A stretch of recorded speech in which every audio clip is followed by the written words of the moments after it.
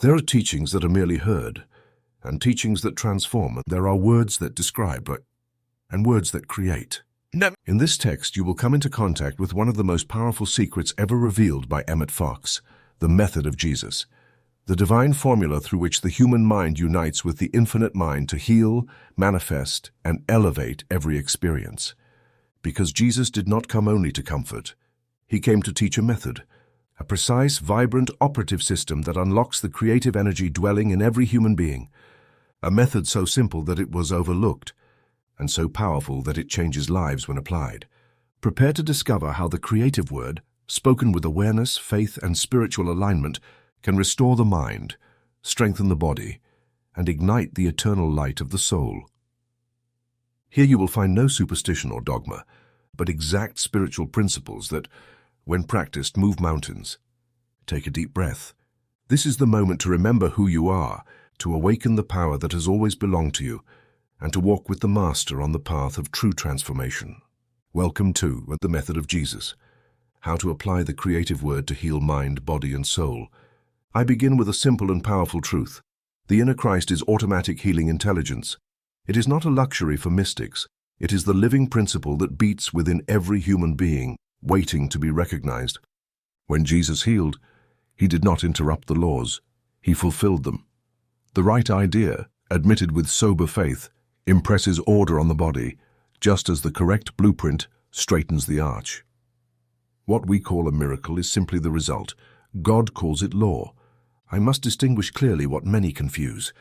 Jesus, the person, was the luminous and close messenger who walked among us. Christ, the principle, is the eternal presence of truth, life, and love that he manifested and that dwells in you now. Jesus said, "The kingdom of God is within you." He did not point to a remote place. He pointed to your interior. There, the healer waits for your consent. How does your mind cooperate with this Christ? The conscious mind chooses and sows. The subconscious gestates and multiplies. The body harvests. The body does not argue. It copies. It is an exact scribe of repeated emotion and sustained image. If you dictate fear, it copies contraction. If you dictate peace, it copies harmony. It does not grow angry or conspire. It obeys.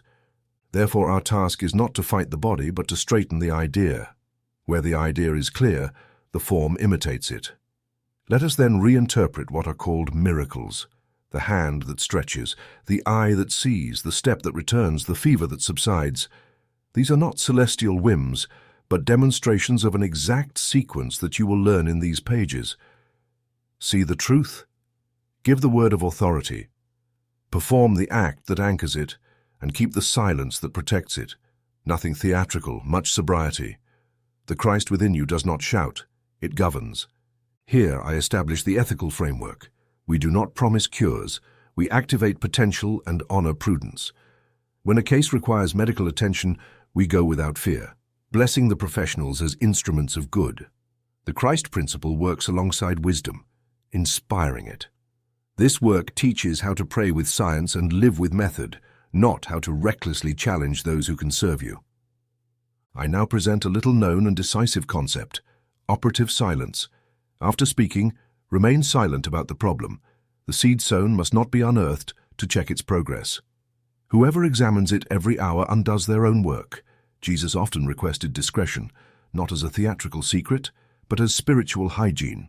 Give your decree, anchor it with a simple act, and then live.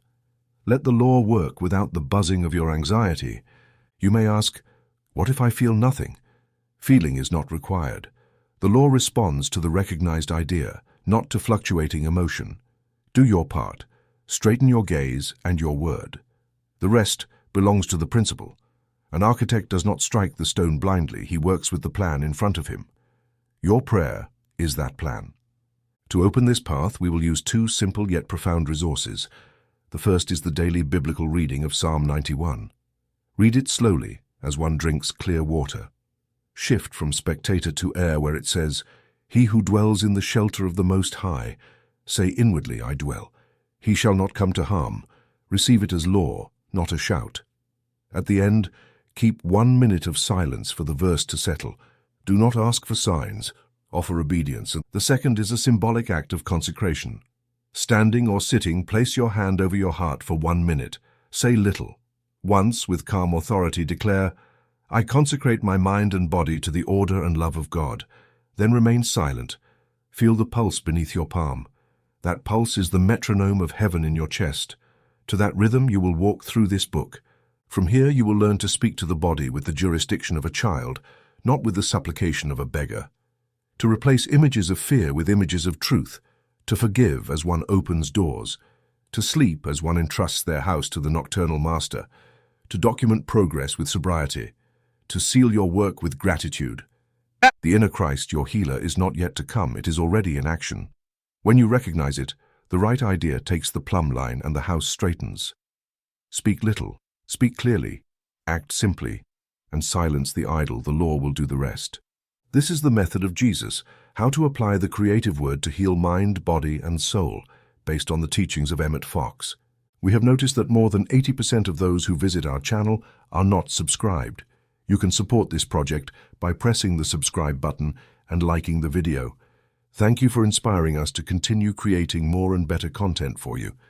Before we continue, let me remind you that if you want to learn how to use the law of attraction to improve your life, I've created a completely free guide for you. You have the link in the description. Are you ready to transform your life? Chapter 1. The Single Principle and the Law of Correspondence. There is only one power. I begin here because everything else takes form from this cornerstone. I do not refer to a distant deity who grants favors at whim, but to the living principle that sustains the cosmos and breathes in your chest. God is principle, order, love, intelligence. When this truth is recognized, all other supposed powers vanish like mist at dawn. Your mind does not need to struggle with the fog. It only needs to open the window and let in the light. That light is the correct idea. Form is crystallized idea, and health, when properly understood, is nothing other than order and love incarnated in each function, in every tissue, in every gesture of daily life. Imagine the architect, who before laying stone or mortar conceives in silence a curve, an angle, a rhythm of spaces. The blueprint is a drawn idea. The building is a solidified idea. In the same way, your body responds to the intimate blueprint you hold in mind each day. Your internal phrases, habitual images, and repeated small reactions are lines in that blueprint. The law of correspondence, the grammar of the Spirit, states, "As the idea, so the manifestation." And Jesus, with the clarity of a master, expressed it, "According to your faith, it will be done unto you." When you believe in order, something within you aligns, even without fanfare. When you believe in love, hardness softens, and life begins to circulate. When you believe in fear, channels constrict, fibers tighten, and breathing shortens. It is not punishment nor reward, it is law, like gravity holding a glass on the table. I must patiently unravel, like a craftsman, the knots of your private objections. You may say, "The world is harsh, age takes its toll, diagnoses are binding." Observe, in every phrase there is an altar.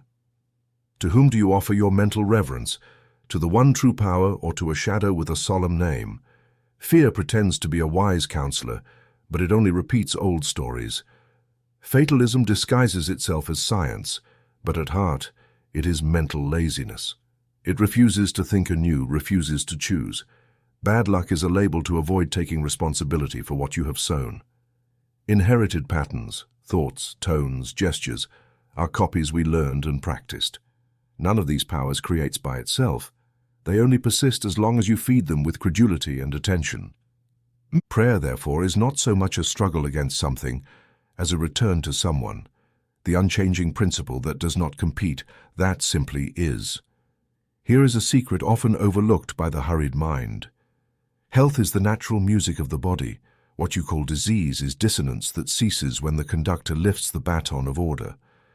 And who is the conductor in your case? The idea of God recognized in you. When your word springs from this awareness, it commands. The body listens. It is a magnificent scribe. It copies exactly what you dictate, without irony. If you dictate confusion, it copies confusion. If you dictate peace, it copies peace. Do not disdain its copying, appreciate its fidelity, and change the dictation. If you have spent years dictating with fear, do not lament. Begin today to dictate with calm authority. The scribe is diligent. When it hears a new coherent style, it adopts it.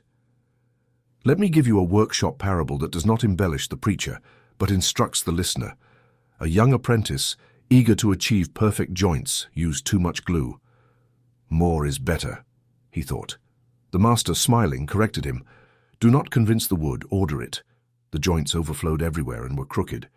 One day the master gave him a formula. Little glue, just enough pressure. Silence. Silence. The boy asked, Yes? The master said, After pressing, move on to another task and let the law work. In your prayer, the same applies. Do not overwhelm your subconscious with 1,000 words and 15 images. Place the precise idea, apply it with a clear word, and then remain silent. The law works in silence more than in your anxiety. That is why I call this moment operative silence, the safeguarded sowing, the shoot that is not unearthed out of curiosity. You may think, is this too simple for complex problems? Observe water entering a narrow pipe. If you slightly open the main valve, the whole system responds. This is order. The conscious mind opens or closes the valve. The subconscious is not your adversary. It is the network of pipes. The body is the house that receives the flow. When you say with recognition, not with shouting, God is order, two things happen simultaneously. You place thought under the governance of principle and loosen the old valves of fear. You do not need to immediately see the flow. It is enough to know you have touched the correct valve. Walk in peace. Impatience, that tense rush disguised as responsibility, is doubt unwilling to name itself. When you feel it, do not scold yourself. Return the valve. I want you to understand precisely what I mean by order and by love in practical terms. Order is not rigidity or harshness. It is the symphony in which each part fulfills its function in time and proportion. The stomach rests when it should, works when required, and does not interfere with the lungs or pretend to be the heart. Love is not a variable emotion. It is the stable atmosphere of benevolence in which functions flourish. If your thinking is harsh, the body hardens. If your thinking is kind, the body softens. If your inner conversation criticizes, fibers tense. If it blesses, membranes become porous to life. This translation is as concrete as a glass of water. Your cells hear the courtesy or the roughness of your thought. The mind and body are not separate kingdoms. They are the plant and the fruit of the same tree. Perhaps you want intimate proof. Recall a day when everything went against you. For a moment, replay the tone of your inner phrases. Again the same. What clumsiness! I cannot handle this. Now observe your breathing from that day. Was it deep or shallow? Observe your neck, relaxed or stiff. Observe your digestion, your sleep. The answers are clear. Now recall a day of silent gratitude, without fanfare. Perhaps nothing spectacular occurred, but your step was firm and gentle. Your breath longer, your gestures more precise. The difference was not luck.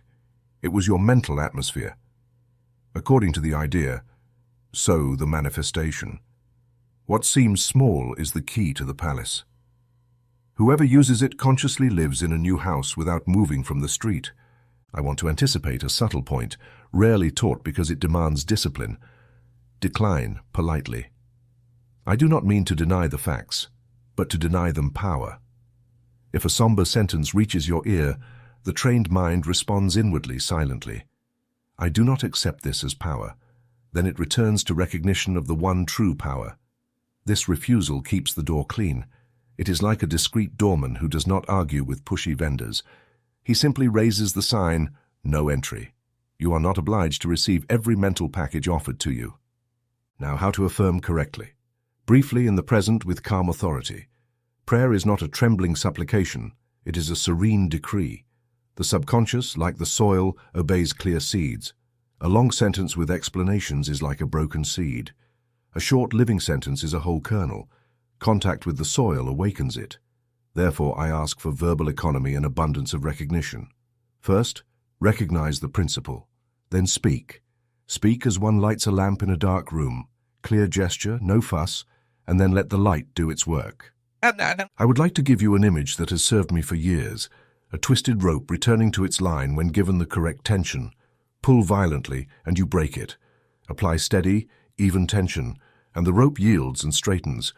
Your conscious mind applies that right tension when calmly repeating a true idea, not 50 hurried times, but 3 or 4 times with full presence. Repeat, for example, upon waking, at noon, and at bedtime, God is order in my hour.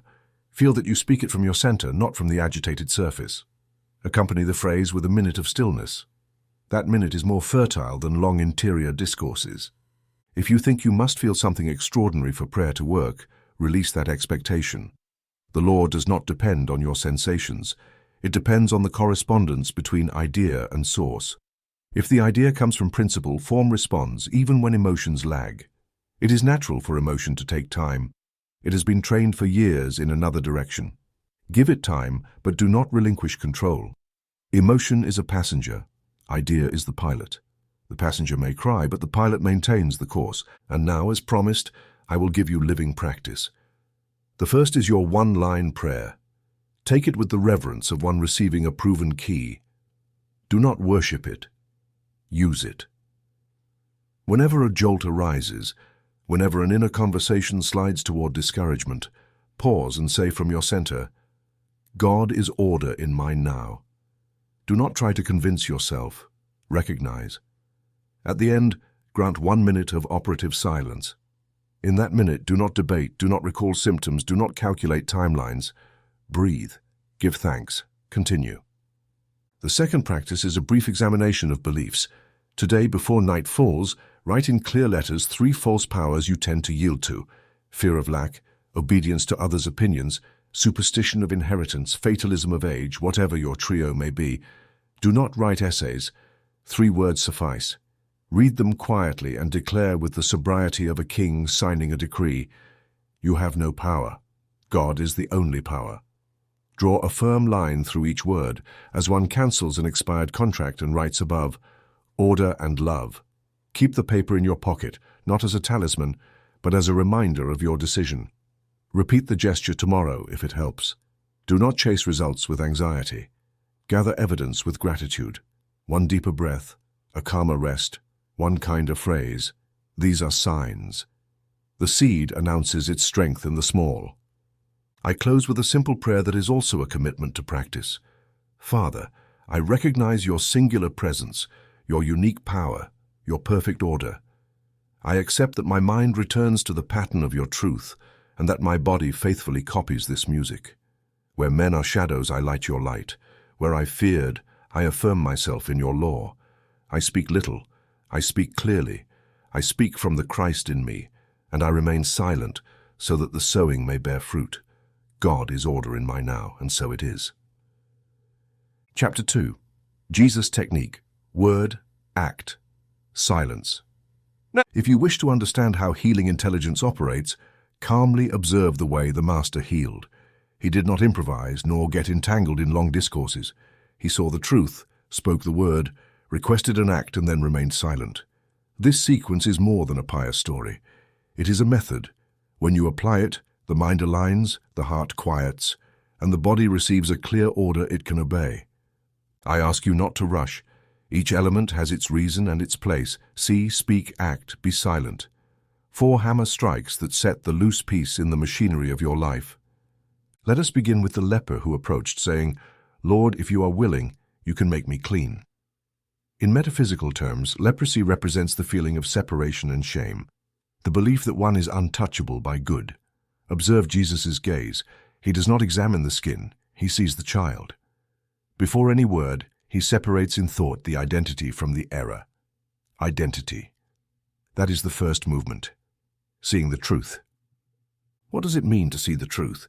It means removing from the object of your attention the layers fear has stuck to it, until you behold the original purity known by God. When you see from that place, the word is not a supplication, it is recognition. I want to be made clean. 2 strikes, then the act. Present yourself to the priest, that is, step out of hiding, re-enter common life, overcome the habit of living apart. The act does not create the healing, it anchors it. Finally, silence. Do not parade the event. Do not beg for confirmation. Do not display the sprout before the sap has strengthened it. See, word, act, silence. Leprosy cannot resist this order because shame does not survive the light.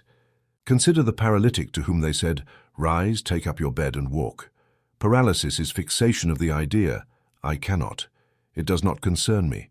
It is not the right moment." Jesus, before commanding movement to the legs, loosened the knot in the mind.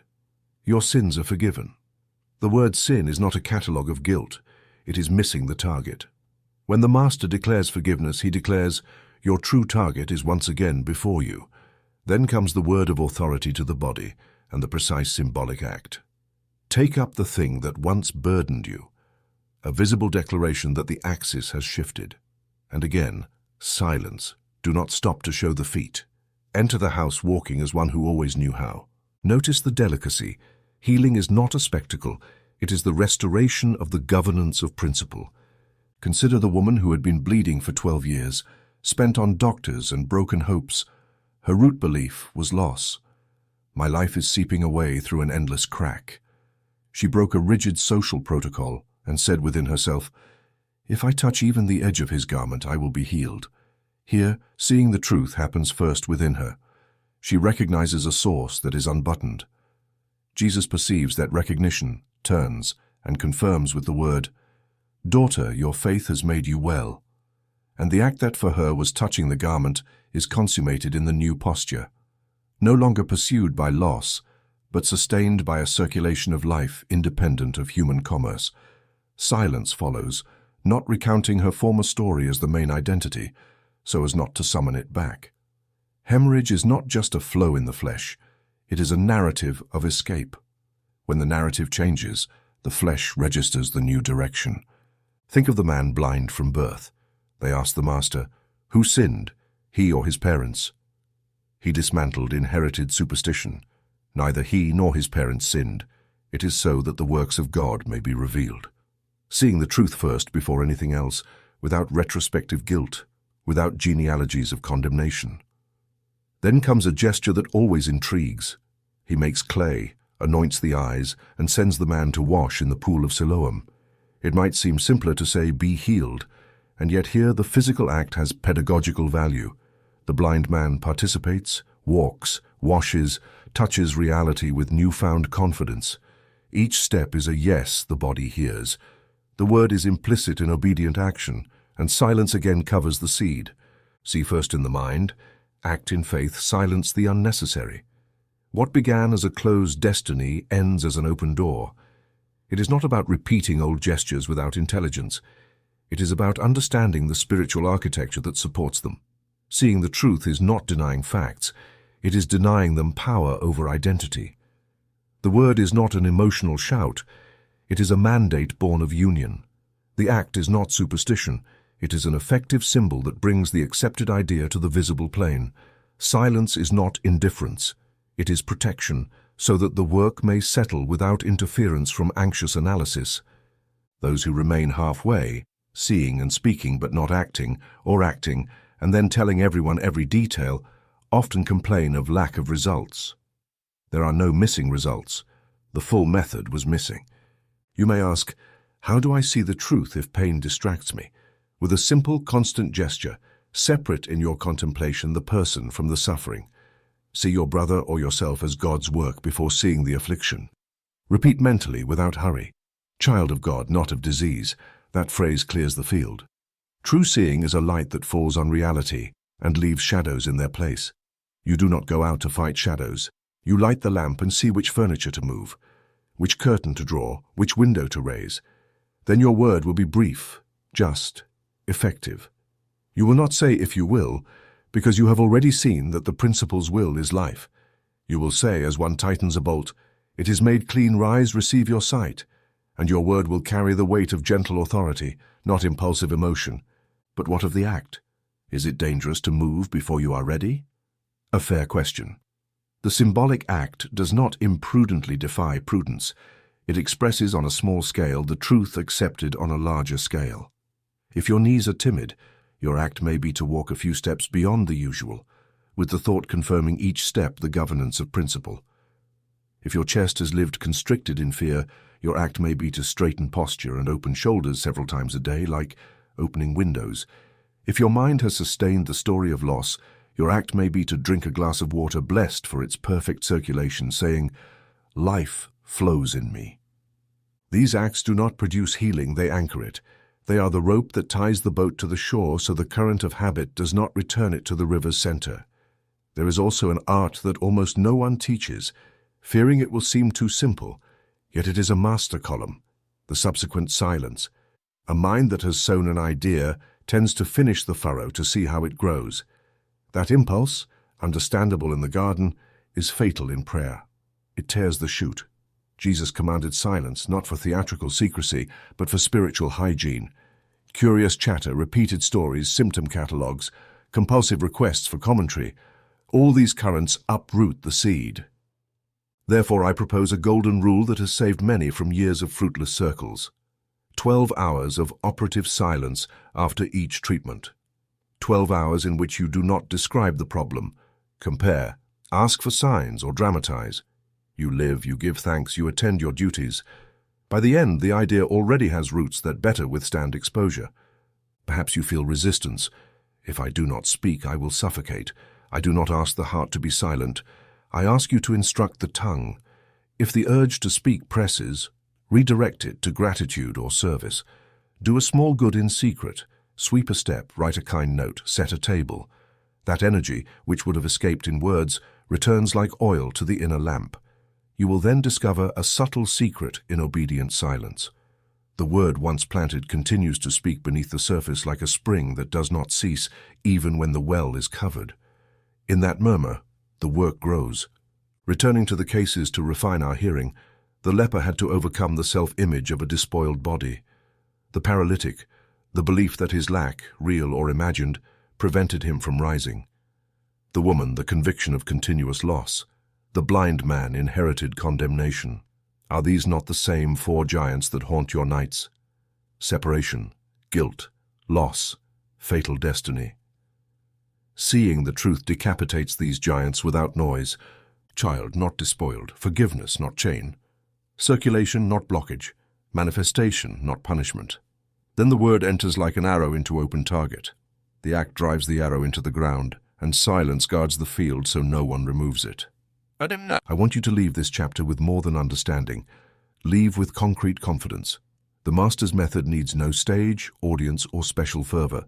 It can be carried out on a park bench, in bed before sleep, in a hospital corridor, at the table while counting coins, in the kitchen while potatoes boil. What matters is inner order. See, word, act, silence. If you invert the order, speak from fear, act to impress, or rush to tell, you will tire and claim it does not work. It is not that it does not work. You simply did something else. Be sober and faithful. The law is not a spectator. It is operative. Give it conditions, and let it work. A pastoral confidence, the correct symbolic act is always modest, and therefore powerful. Pride seeks grand gestures. The soul seeks exactness. Walk a few extra steps. Straighten your posture 2 minutes each hour with thoughts of dignity. Drink blessed water with the idea of obedient circulation. Close your eyes and let a clean light wash inside without naming each corner. Place your hand where it hurts, not to beg, but to convey governance. Here rules the principle. These gestures teach the mind to live truth in the flesh. The body learns by imitation. Calmly show it what to copy. Do not close this chapter without practical application. Today, choose a personal, symbolic act. Do not debate it with anyone. Examine it inwardly. You will know it is correct because it is simple and possible now, not tomorrow. Before executing, observe the truth for 2 or 3 breaths. You are a child, not an orphan. Life is not lacking in you. Order does not fight, it governs. Then speak a short word born from that vision. It is clean, rise, flow in peace, receive your sight. Do not copy mine if another arises clearly. Authority is in union, not formula. Execute the act with gentleness, without theatrics, and then maintain operative silence for 12 hours. If someone asks, do not lie. Answer simply, without narrating the process. Give thanks inwardly and continue your work. You may ask, what if nothing changes? I will confess another secret. Something always changes when the method is fulfilled, even if initially the change disguises itself as calm, repair, or relief in another area of the soul. Do not underestimate these signs. They are heralds preparing the king's entrance. Persevere with humble constancy as one waters a new garden. The Spirit loves humble persistence. Old stones loosen when they see you will not leave. Father, who sees in secret, grant me to see the truth before speaking, to speak from your truth without fear, to act with humility, to anchor what already is, and to be silent enough for the work to settle. Let my gaze cleanse, my word order, my gesture confirm, my silence guard, and all be for your works to manifest. And so it is. Chapter 3. Speaking to the body with authority. The word that comes from the principle is not just another noise among noises. It is order descending an invisible staircase, placing everything in its proper place. Today I will teach you to speak with that gentle authority that neither disputes, pleads, nor boasts, the authority of the Christ within you. The body is not your enemy, it is a faithful servant. It waits for clear instructions, like a craftsman who does not begin his work until the master marks the line. Perhaps you have given contradictory orders. Today heal, tomorrow poor me. Then a complaint adorned with sad poetry. The craftsman scratches his head, works erratically or not at all. Let us end that confusion. Learn the tone, rhythm, and verbal economy that the subconscious understands as music of command. The creative word must resonate with your pulse, the natural metronome God gave you to mark the measure. Speak in that rhythm, and the idea descends without stumbling. Speak outside it, and the mind believes and disbelieves at the same time, and the body copies indecision. The pulse is a clock that does not ask the hour. It works in secret, quietly, like the breathing of a sleeping child. When you bring attention to the pulse, you are not invoking magic. You are placing your consciousness at the doorway through which life enters each moment. There it is easier to speak to the subconscious, for the subconscious loves rhythm, not screams. The scream frightens, rhythm persuades. If you have ever seen a farmer calm a nervous beast, you will have noticed he does not scold it. He speaks with cadence, strokes the neck, waits, and repeats 2 or 3 words consistently. This is how strength is tamed and made useful. Your body is nobler than any beast, yet it learns in the same way: cadence, contact, constancy.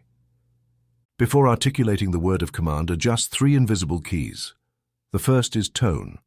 Supplication has the tone of a beggar knocking on an unyielding door.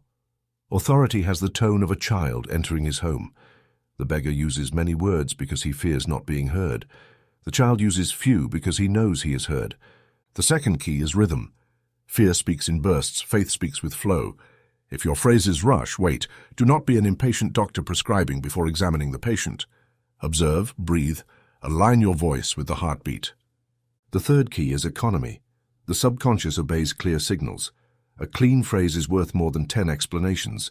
When you add adjectives, justifications, or comparisons, you have not decided. Do not blame the law, decide yourself. Now let us unmask supplication. Supplication is a prayer disguised as piety that, in reality, denies the principle. It supplicates as if conversing with an absent or capricious power, and therefore babbles, repeats, laments. I do not say God despises tears. Rather, the Lord does not move because of tears, but because of recognition. If you approach a source and cry over the bucket, the water does not rise. You must lower the bucket with a steady hand and lift it by the rope. This is how you operate the source. Spiritually, this is called I am. Not to swell the chest, but to remember the lineage. I am is not the small willful self. It is the presence within you that says, "Let there be light," and light comes. When you affirm in that name, you lower the bucket with steady pulse. If you affirm from pride, the bucket tears. If you affirm from false humility, you do not release it. Gentle authority lowers it, takes the water, lifts it, shares, and gives thanks. To fix the idea in the subconscious, use a simple, profound practice. 7 breaths, 7 words. No mystery. Inhale gently without lifting your shoulders, like grinding a flour. Exhale without haste, like barely extinguishing a candle. As the air flows in and out, your pulse marks the measure. In that rhythm, pronounce 7 words that contain the entire decree. No more, no less. This limitation does not bind you. It concentrates you. Life loves clear forms just as a vintner loves the right south wind. I am the life of God in this organ. Peace governs my blood now. Christ in me orders, and my body obeys. You will choose the phrase. Mine only shows the principle. Practice until one arises that fits you like a tailored suit. When it appears, you will recognize it. Brief, strong, sober, and peaceful to pronounce. A warning rarely heard with such loving severity. If during practice your mind begins to ask for proof, do not answer. The curious mind is not bad, but like a child disrupting class with jokes. Tell it later and return to the pulse. Later means at least 12 hours without revisiting the matter. This is operative silence that protects the seed. You are not abandoning the problem, you are respecting the law. Imagine a recent graft in a tree. Would you move it every hour to see if it has taken? You would tie it firmly and leave it in peace. So it is done.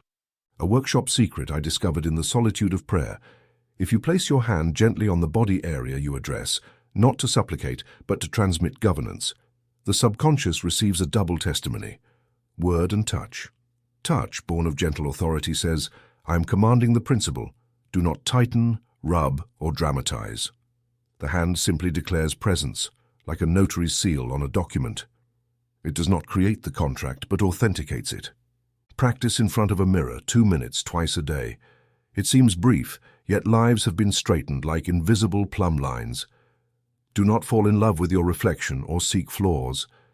Stand before the mirror as one greets a returning friend. Look into your eyes until your inner chatter wishes to flee. Do not chase it. Allow silence to do its work. When the impulse to speak quiets, pronounce your 7-word phrase in the tone of I am. Do not repeat 20 times. Speak what is necessary and remain silent.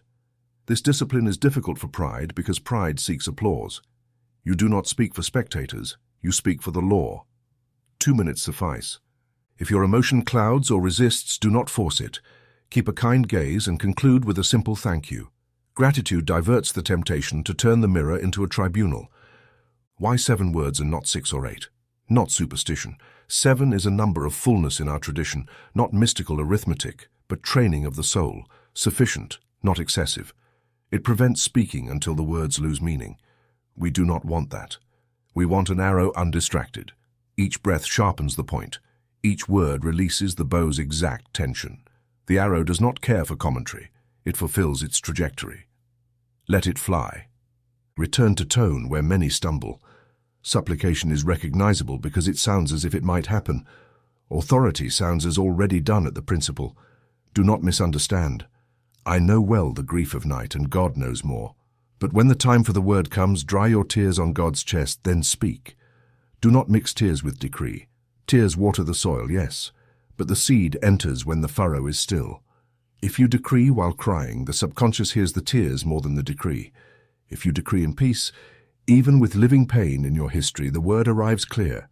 The subconscious is not cruel, it is faithful. It copies what is pronounced with greatest strength. Let it be truth. If a voice whispers, "Who are you to speak this way?" respond without anger, child. You do not need a resume to exercise your inheritance. At the same time, guard yourself against boasting. Boasting seeks to prove authority and loses it in the attempt. True authority does not need to compete with discord. It comes, speaks, blesses, and departs. Like the sun entering a window, it neither asks permission nor demands applause. If you notice your voice swelling, return to the pulse. The pulse humbles you without humiliating. It reminds you that life supports you every moment. A simple parable. A new foreman arrived at a workshop where machines roared without coordination. Nervous operators raised and lowered levers. The noise was such that no one heard each other. The foreman did not shout. He adjusted each switch at the control panel until each machine found its rhythm. Then he taught each worker a brief hand signal. In 10 minutes, the workshop sounded like a single instrument. You are that foreman. Your panel is the pulse. Your machines are the organs. Your operators are habits accustomed to disorder. Do not scold. Calibrate. Use brief signals, firm hand, silence, immediate application. Before starting, sit with your back supported. Plant your feet. Drop your shoulders. Close your eyes just long enough to hear your heartbeat in the neck or wrist. If you do not hear it, do not panic. Feel the wave of breath, another reliable measure. Choose your 7-word phrase. If none comes spontaneously, use this for today. Christ in me orders peace and perfect function. Inhale, exhale, and pronounce 1 word per breath, or as feels natural. 1 word per 2 beats, 7 times. At the end, remain still for 1 minute. Do not add explanations, observe symptoms, or seek confirmations. Stand and perform your duty as one who has conversed with the king and returns to the field with a clear order. Do this twice daily in front of the mirror, no more than 2 minutes each session. Morning and evening are good. Maintain the same phrase for 7 days before changing it, unless a new one arises with evident authority. Consistency trains the subconscious to recognize your voice as the voice of command. Change it daily, and the subconscious treats words as visitors, not residents. Give your decree a fixed home. If during practice your mind wanders and you pronounce words mechanically, do not condemn yourself. Return to the pulse, return to I am. Touch the edge of the garment with awareness. Gentle authority is patient. The pupil who faltered today will be punctual tomorrow if the master observes with patience. That master is you in your I am. The pupil is your subdued emotion, old habit, or hurried nerve. Teach with serenity. The school of the spirit does not expel, it perseveres. Try today a small private ritual. Choose an organ or function that needs harmony. Place your hand on it as a seal. Listen to the pulse in the free music and align your 7-word phrase. When finished, straighten your posture as one dons a suit of dignity. Smile faintly and attend your duties. Wash a dish, write a letter, close a window, answer kindly. This ordinary act becomes the bridge through which the word passes to the visible world. The law loves simple bridges. I do not promise change in 1 day, though sometimes it happens. I promise something firmer. Each time you speak from I am with tone, rhythm, and economy, order arises, and repeated order becomes a state. A state of peace, then strength, then health. Do not measure each step. Look back after a week, and you will notice the path has widened silently. Father, who gives pulse to my veins and breath to my lungs, consecrate my tongue to speak only what builds. Let my word be brief and true. Let my rhythm echo your peace. Let my authority be gentle as light. In the name of I am, I speak to my body with love and governance. Order, rest, function, obey, and I keep silence for the work to settle. Amen. Chapter 4. Metaphysical Diagnosis, Finding the Root Idea. The law of correspondence has given us the general map. Form obeys idea. Now it is our task to search with obedience and calm for the idea that governs in the shadows, not to accuse but to straighten. Metaphysical diagnosis does not seek culprits, it seeks causes. In our work, the cause is always a sustained idea. Naming it once is not enough. You must see it, recognize its trap, and replace it with truth. The body, faithful copyist, only records the new dictation. Let us begin with the skin. The skin is the gentle frontier between you and the world. It is your silent introduction.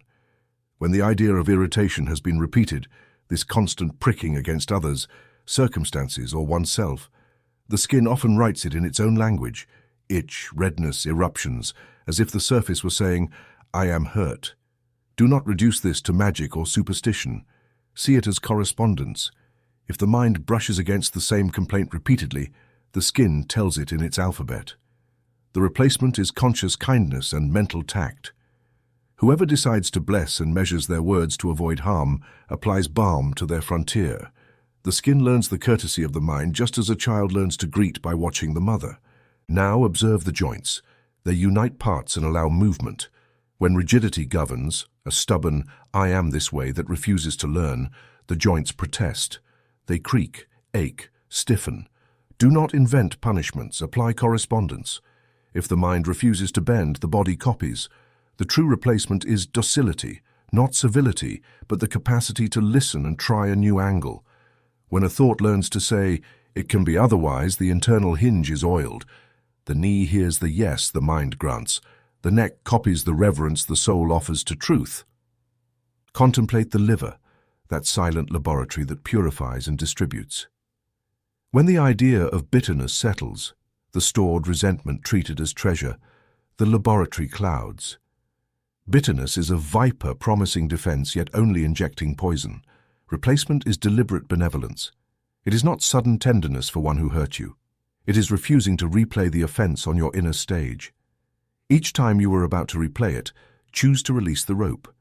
The liver learns the economy of forgiveness as an administrator learns not to insist on what does not yield.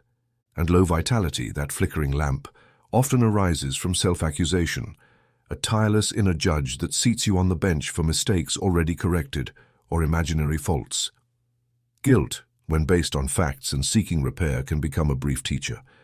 But there exists a subtler creature, abstract guilt without concrete facts, a moral fog that haunts you with "I must have" or "I may have done" that never clears.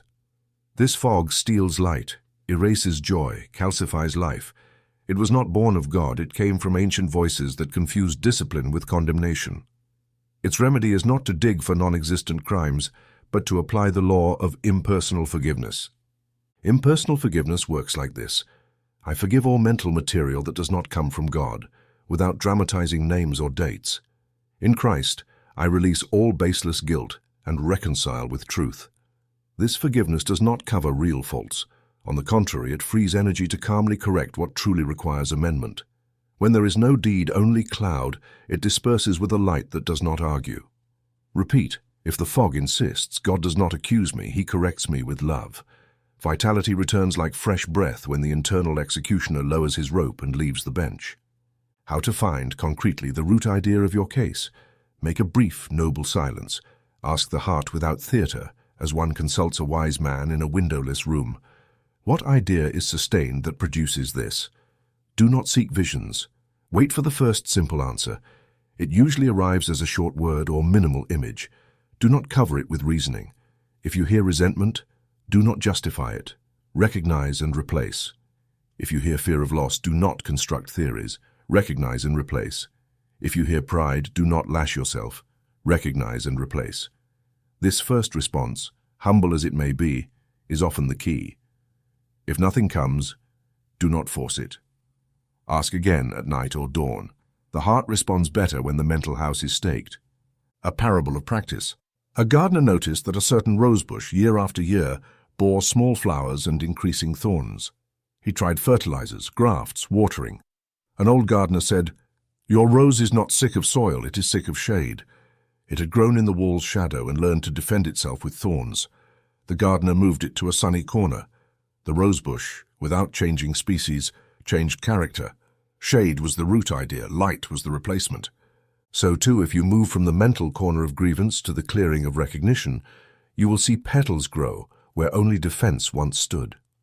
Speaking of the forgiveness journal is speaking of a tool of light. Once a week, write 3 names, people, institutions, or even life itself, toward whom you hold shadow debt. Do not write speeches. Note the name and quietly declare, "In Christ I release you and release myself. I return to God what is not mine to carry."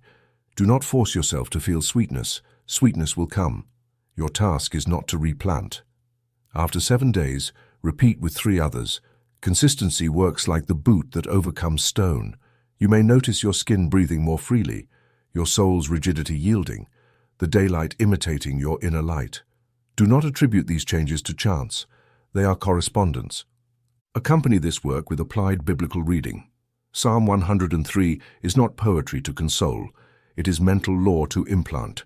He forgives all your iniquities, heals all your diseases, redeems your life from the pit, crowns you with favor and mercy, satisfies your mouth with good so that you are renewed like the eagle. Do not recite by rote. Apply it. When you say forgives all, you disarm the abstract guilt that steals your pulse. When you say heals all, you prevent the mind from choosing one illness as a favored exception. When you say crowns you, you accept dignity for your restrained liver, your irritated skin, your rigid joints. When you say renewed, you remember life does not age. It is we who repeat ourselves. Read the psalm slowly, like oil falling on gears. Let each phrase do its work. Tend to the fine details. Sometimes, upon discovering the root idea, one may accuse oneself for having sustained it. Then replace one chain with another. Do not allow self-condemnation. Seeing is not judging. Seeing is freeing. Upon recognizing rigidity, do not say I am uncorrectable. Say I was rigid from ignorance. Today I embrace docility.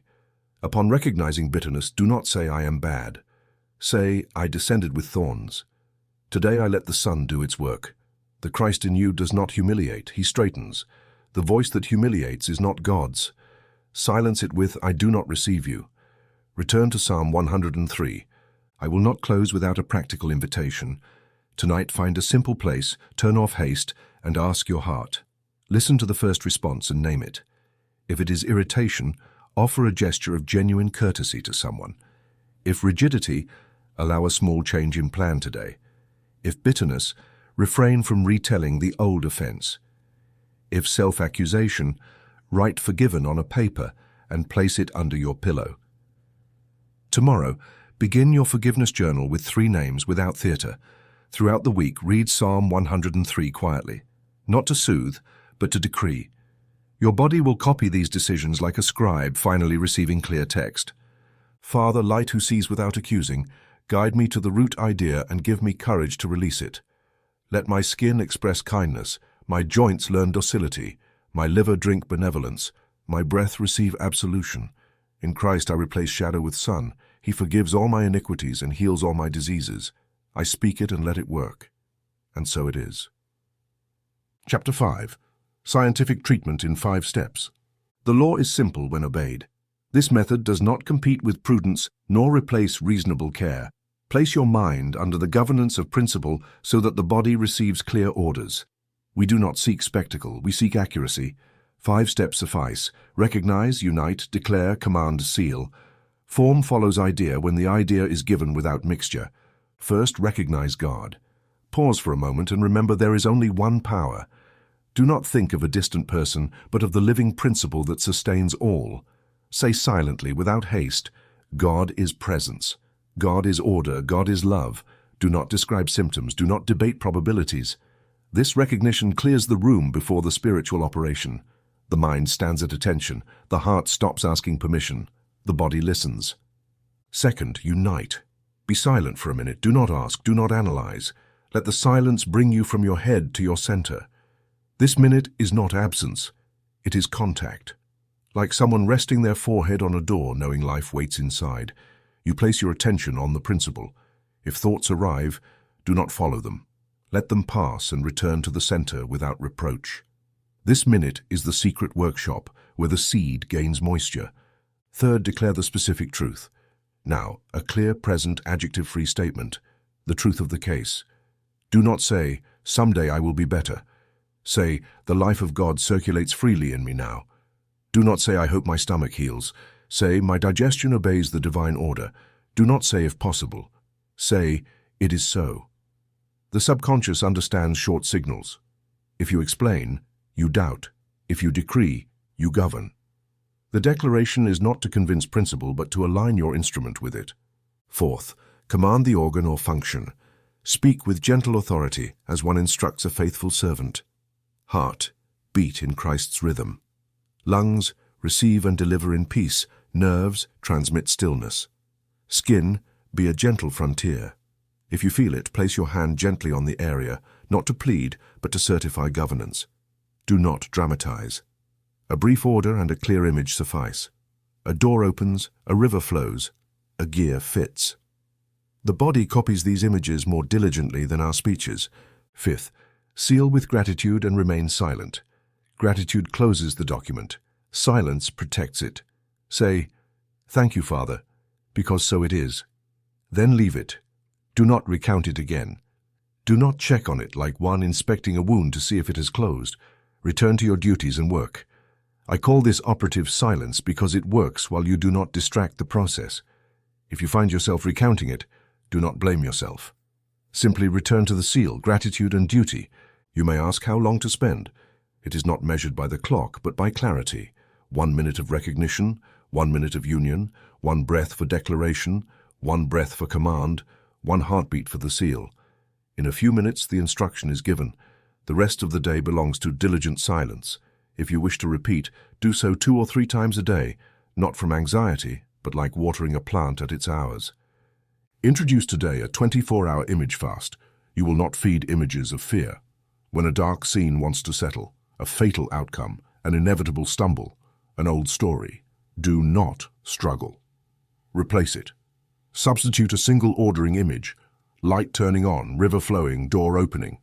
Do not change the image every 10 minutes. Choose one and hold it. This fast is not dryness, it is cleansing. What you do not feed fades. What you contemplate grows. Many lose their treatments not from lack of faith, but from excess of contradictory images. The mind is a music stand. Place on it the score your system will perform. Let the score be brief and clear. To make this chapter practical, take a pen and write by hand a script of 5 sentences. It is your order of the day to use in practice. Write legibly without adornments, leaving space to breathe between lines. An example to adapt to your case. God is the only power and presence here. I unite in silence with that life that sustains me. The specific truth, write it in the present briefly. Period. Command the organ function, organ obeys in peace. Seal, thank you, Father, it is done. Do not keep the paper as a talisman, use it as an instrument. Read it quietly morning and evening for 7 days. If on the 3rd day a more just phrase arises, replace it. If not, persevere. Sober repetition is not mechanical, it is conscious sowing. A friendly warning, the treatment is not a duel with visible reality. It is governance from principle. If discomfort arises midday, do not declare defeat. Repeat the seal and return to your duties. If discouragement appears, do not entertain it. Replace the image. If you wonder whether it is working, recognize that the question is a thief of harvest. Close the door with thank you and continue. The kingdom grows while the laborer sleeps, said the Master. This is the nature of operative silence. If working for another, proceed the same. Recognize God as the only power, unite, declare the specific truth without naming the diagnosis, command gently, seal with gratitude, and guard discretion. Do not invade with stories, do not debate forecasts. Be a presence of peace. Sometimes the best service after treatment is offering a glass of water or opening a window. The image fast requires gentle vigilance. Do not dramatize the vigilance. Simply observe. If you catch yourself recreating a scene of fear, bite the soul's tongue and return to the chosen image. If you read or hear dark words, politely deny their power within and return to your rhythm. This fast clears the atmosphere so the decree finds air. 24 hours suffice to show how much energy you are spending feeding unwanted images. I do not promise capricious miracles, but I promise applied law. Each step has its reason, the 5 steps their harmony. Recognition removes you from shadow. Union anchors you. Declaration focuses you. Command instructs your faithful servant. Sealing protects. The image fast clears the table so the bread of life can be served without mixture. Constancy will do the rest. If your faith trembles today, borrow the pulse of the method. Tomorrow your own faith will march alone. Father, I recognize you as the only power and presence. I unite with your life that beats in me. I declare your specific truth in this matter. I speak to my body and affairs with gentle authority, order, peace, and perfect function. I seal with gratitude and keep silence. Today my eyes hold only the image of good. Thank you, for so it is. Chapter 6. Prudence and Faith. When to seek a physician. Genuine faith is not disguised recklessness nor spiritual pride. Faith walks with prudence like 2 oxen pulling the same plow. One cannot advance without the other. God is the only power, and that same power can work through skilled hands, trained knowledge, and legitimate resources. Refusing such help out of vanity is like refusing bread when hungry because you desire a spectacular miracle. Our task is to obey the law. The law says, use all channels of good without fear, without idolatry, and without defeat in the heart. There are signs that demand immediate diligence. Do not engage in internal debate, sudden disproportionate pain, uncontrollable bleeding, serious difficulty breathing, fainting, fever that does not subside, impaired judgment, deep wounds, suspected poisoning, head trauma with confusion, chest pain with cold sweat. Do not remain alone negotiating with fear, nor entertain scattered opinions. Seek help. When you set out, carry with you the atmosphere of our work. You are not rushing into the arms of panic. You are going to encounter instruments of good. The doctor, the nurse, the first aid kit, the clean bed, the dressing, timely intervention. These can and often do serve as channels through which God provides. How to enter a consultation without fear. At the threshold, breathe and remember that you are not going to a tribunal, but to an office of good. Choose a simple phrase to accompany you like a cloak. God is order in me and in this place. Repeat silently as you cross the door. When called by name, rise without haste and bless the path from your chair to the desk or examination table. Blessing is not ceremony. It is recognizing that wherever you go, good goes with you.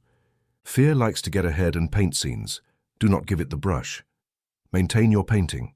Sober light, competent hands, clear questions, serene answers. Bless the staff as instruments of good. Wounded pride tends to distrust automatically or to try to govern the consultation. Both extremes steal your peace. Before speaking, grant this formula of silent blessing. I bless you as a servant of life. May your intelligence, your pulse, and your words be guided by divine wisdom. There is no need to recite it aloud. Say it in your heart. If fear rises like a storm, add, I am God's calm here. The environment responds to the steadier mind. Strive to keep yours steady. Courtesy opens doors that anger closes. Express gratitude in advance for the care you receive, even if the room is crowded or the clock runs. Listening to a diagnosis without hypnotizing yourself is a higher art. Do not deny what you hear, nor decorate it with fantasies. Hearing is not training.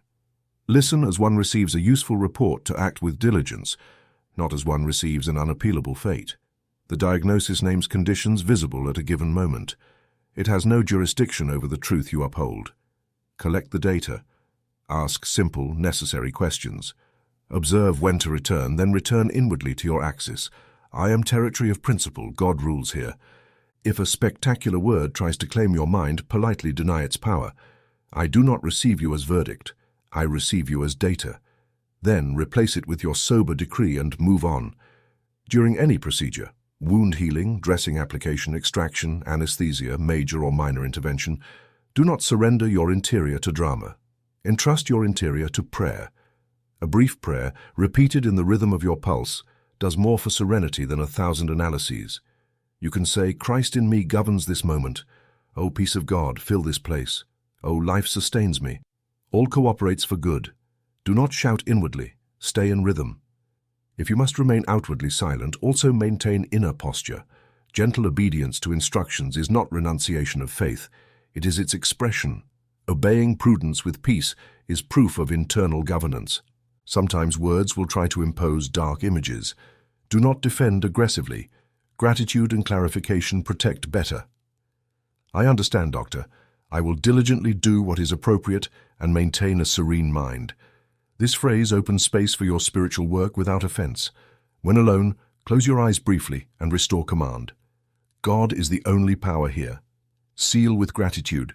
Thank you for the guidance and for the means I have today. Gratitude clears the air where remnants of fear were expected. Carry with you, even folded in your pocket, a handwritten note of cooperation, not as a talisman, but as commitment. Simple and powerful. I will diligently do what is appropriate in peace. Write it clearly now. Seeing it, your soul remembers that faith does not compete with prudence. It inspires it. When handing papers or waiting your turn, glance at your note, breathe deeply, and let its words set the rhythm. Anxiety wants to read 1,000 pages in the air. You will read only that line. You may ask, what if the prognosis is severe?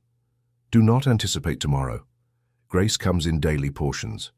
Take today the share of obedience that is yours. Prescribe treatments, rest, appropriate food, careful hygiene, and methodical care. While fulfilling these, pray. Where the body requires rest, the mind can work in operative silence. Repeat in intervals. God's work prospers in me. Order is established. Life restores me. Avoid the vicious cycle of recounting the chronicle of fear to every visitor. Each story reopens the wound.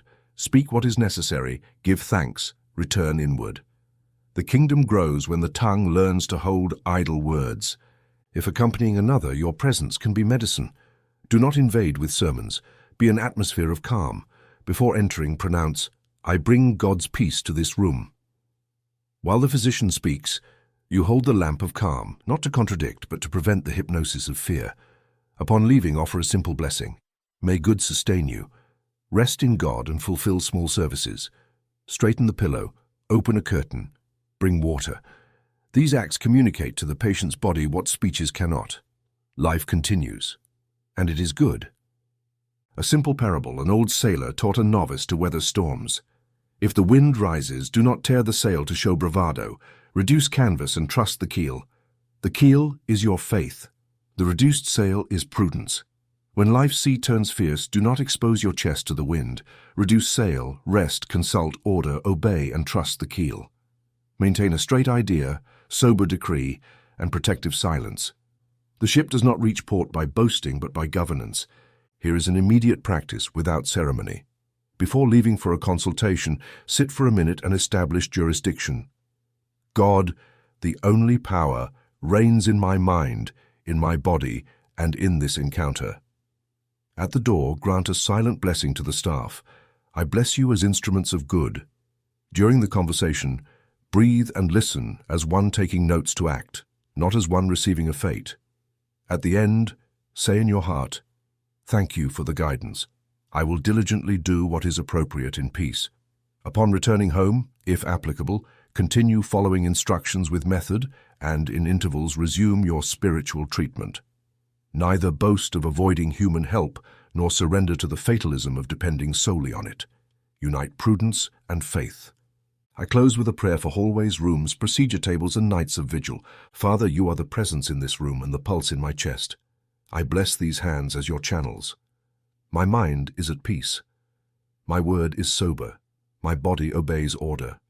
I reject all fear as authority. I recognize it only as noise. I am Christ's calm here. Guide those attending me, direct their eyes, judgment, and gestures. Thank you for the means, the rest, and the restoration already beginning. I will diligently do what is appropriate in peace, and so it is. Chapter 7. 3 laboratories, dawn, midday, and sleep. There are hours when the door of the subconscious remains slightly ajar, and a sober gesture is enough for the seed of truth to enter without obstruction. I do not say this from superstition about clocks, but from observation of the soul. The deep mind obeys best at dawn, at midday, and just before sleep. These are 3 laboratories where the spirit works with less noise, like a craftsman who prefers the gentle morning light, the perfect pause of noon, and the greater silence of night. If we learn to present the exact idea in each laboratory, the work grows with less effort. We do not row against the current. We allow the current to carry us. At dawn, the mental house has not yet been filled with visitors. The corridors are clear, the rooms silent, the table set, and no one has touched the dishes. What you place then falls as the first stone in the foundation of the day. Why does the subconscious obey better upon waking? Because you have passed through the river of sleep that washes away the traces of the previous day and return with the weeds cleared. The first thought is like the first stroke of the architect. The entire plan remembers it. If your first action is to dwell on sorrow, the day mirrors that sorrow. If your first action is to recognize God and give a clean instruction, the day aligns. No morning sermon is needed, only truth, briefness, and quiet. Place the mind on the principle with the naturalness of opening shutters to let in the sun. Truth does not need trumpets, it needs entry. At midday, another mystery unfolds. The morning has already set its pace, and before the afternoon hardens it, there is a flexible interval. This is the hour of adjustment. The subconscious that awoke gentle begins to fill with the traffic of voices, tasks, and interruptions. If you introduce 1 minute of return, you straighten the sail without stopping the ship. Midday offers that brief crack where thought can return to its axis. I have seen pain yield in that minute, decisions clarify, steps lose useless haste. Do not excuse yourself for lack of time. 1 well-used minute weighs more than an hour of wandering. That minute is not a luxury. It is economy. Save where, for it is the most precious currency. And before sleep, when the external world closes its shutters, the subconscious is in charge of the house. It will receive the last instruction and work on it all night with tireless diligence. Much is decided here. If you give it fear, it will ferment it. If you give it truth, it will perfect it. The deep mind is like a pantry with mills and ovens. You do not ask whether what you delivered is suitable. It grinds and bakes. Therefore, the last morsel must be bread of life, not crumbs of anxiety. Do not go to bed with unpaid accounts of resentment or newspapers of shadow. Make it a habit to end the day with a clear command, a simple image, and gratitude. This trinity is the master key. Command, image, thanks. Immediately follow it with the prohibition of revisiting the problem, for the one who watches the seed pulls it out. Let me calmly show you, as a workshop master would, how to work in each laboratory. In the morning, do not rush to speak many words. Breathe. Recognize the only power and issue a single instruction that summarizes your day. I do not mean a list of matters, but a governing phrase. Today I walk in order and peace. Life flows within me without hindrance. My word says yes to what builds, no to what is idle. This stroke sets the style. If later an irritation crosses your path, return to your stroke. Do not invent another. The artist who changes style every hour does not finish the painting. At midday, when the machinery of the world pulls you along, find a corner of air. You need not retreat to a hill. A bench, a hallway, the back of a chair, even your own open palm on your lap will do. Close your eyes briefly to save your gaze. Open your heart and ask, what must I release right now to return to my axis? The first simple answer is usually the true one. Haste, anger, fear of looking bad. Let it go deliberately, like placing a tool on the table that is not needed for the cut. Then remember your morning phrase and place it back at the center. This gesture, though only 60 seconds, straightens the rudder. Do not underestimate the small. Days are composed of such adjustments that prevent dispersion. We arrive at the laboratory of directed sleep, the most fertile of the three. If you knew how much your soul works while you sleep, you would be more prudent with what you deliver last. The method is sober and exact. Before closing your eyes, give a clear mandate. Present a simple image and give thanks. Impose a rule. Do not revisit the problem. A clear mandate means instruction without ambiguity. In the present, Christ in me orders and restores this function. Now perfect peace governs my nervous system. Free circulation, ample breathing, deep rest. A simple image is a single figure, without details that tire you. A lamp lit in the center of the chest. A river flowing smoothly, a door opening. Do not paint a fresco, trace a sign. Gratitude means thank you before seeing results, for the law moves by recognition, not exchange. And the prohibition of revisiting the problem is strict. If a thought comes asking for progress, tell it courteously, tomorrow. Sleep. You may think this prohibition excessive, it is not. Anxious analysis is the crowbar that unlocks the door and lets in the thief. I have worked with souls who prayed with exactitude and then, unconsciously, dug up the sprout every 10 minutes to examine it. The results seemed delayed, and they blamed the method. The method did not delay. They interrupted it. Trust this point, and you will see the night become an ally. The morning will surprise you with small but sufficient signals like breadcrumbs marking the path. Faithfulness in small matters summons the great. A kitchen parable may teach more than a sermon. A woman was making yeast bread. She mixed flour, warm water, a bit of salt.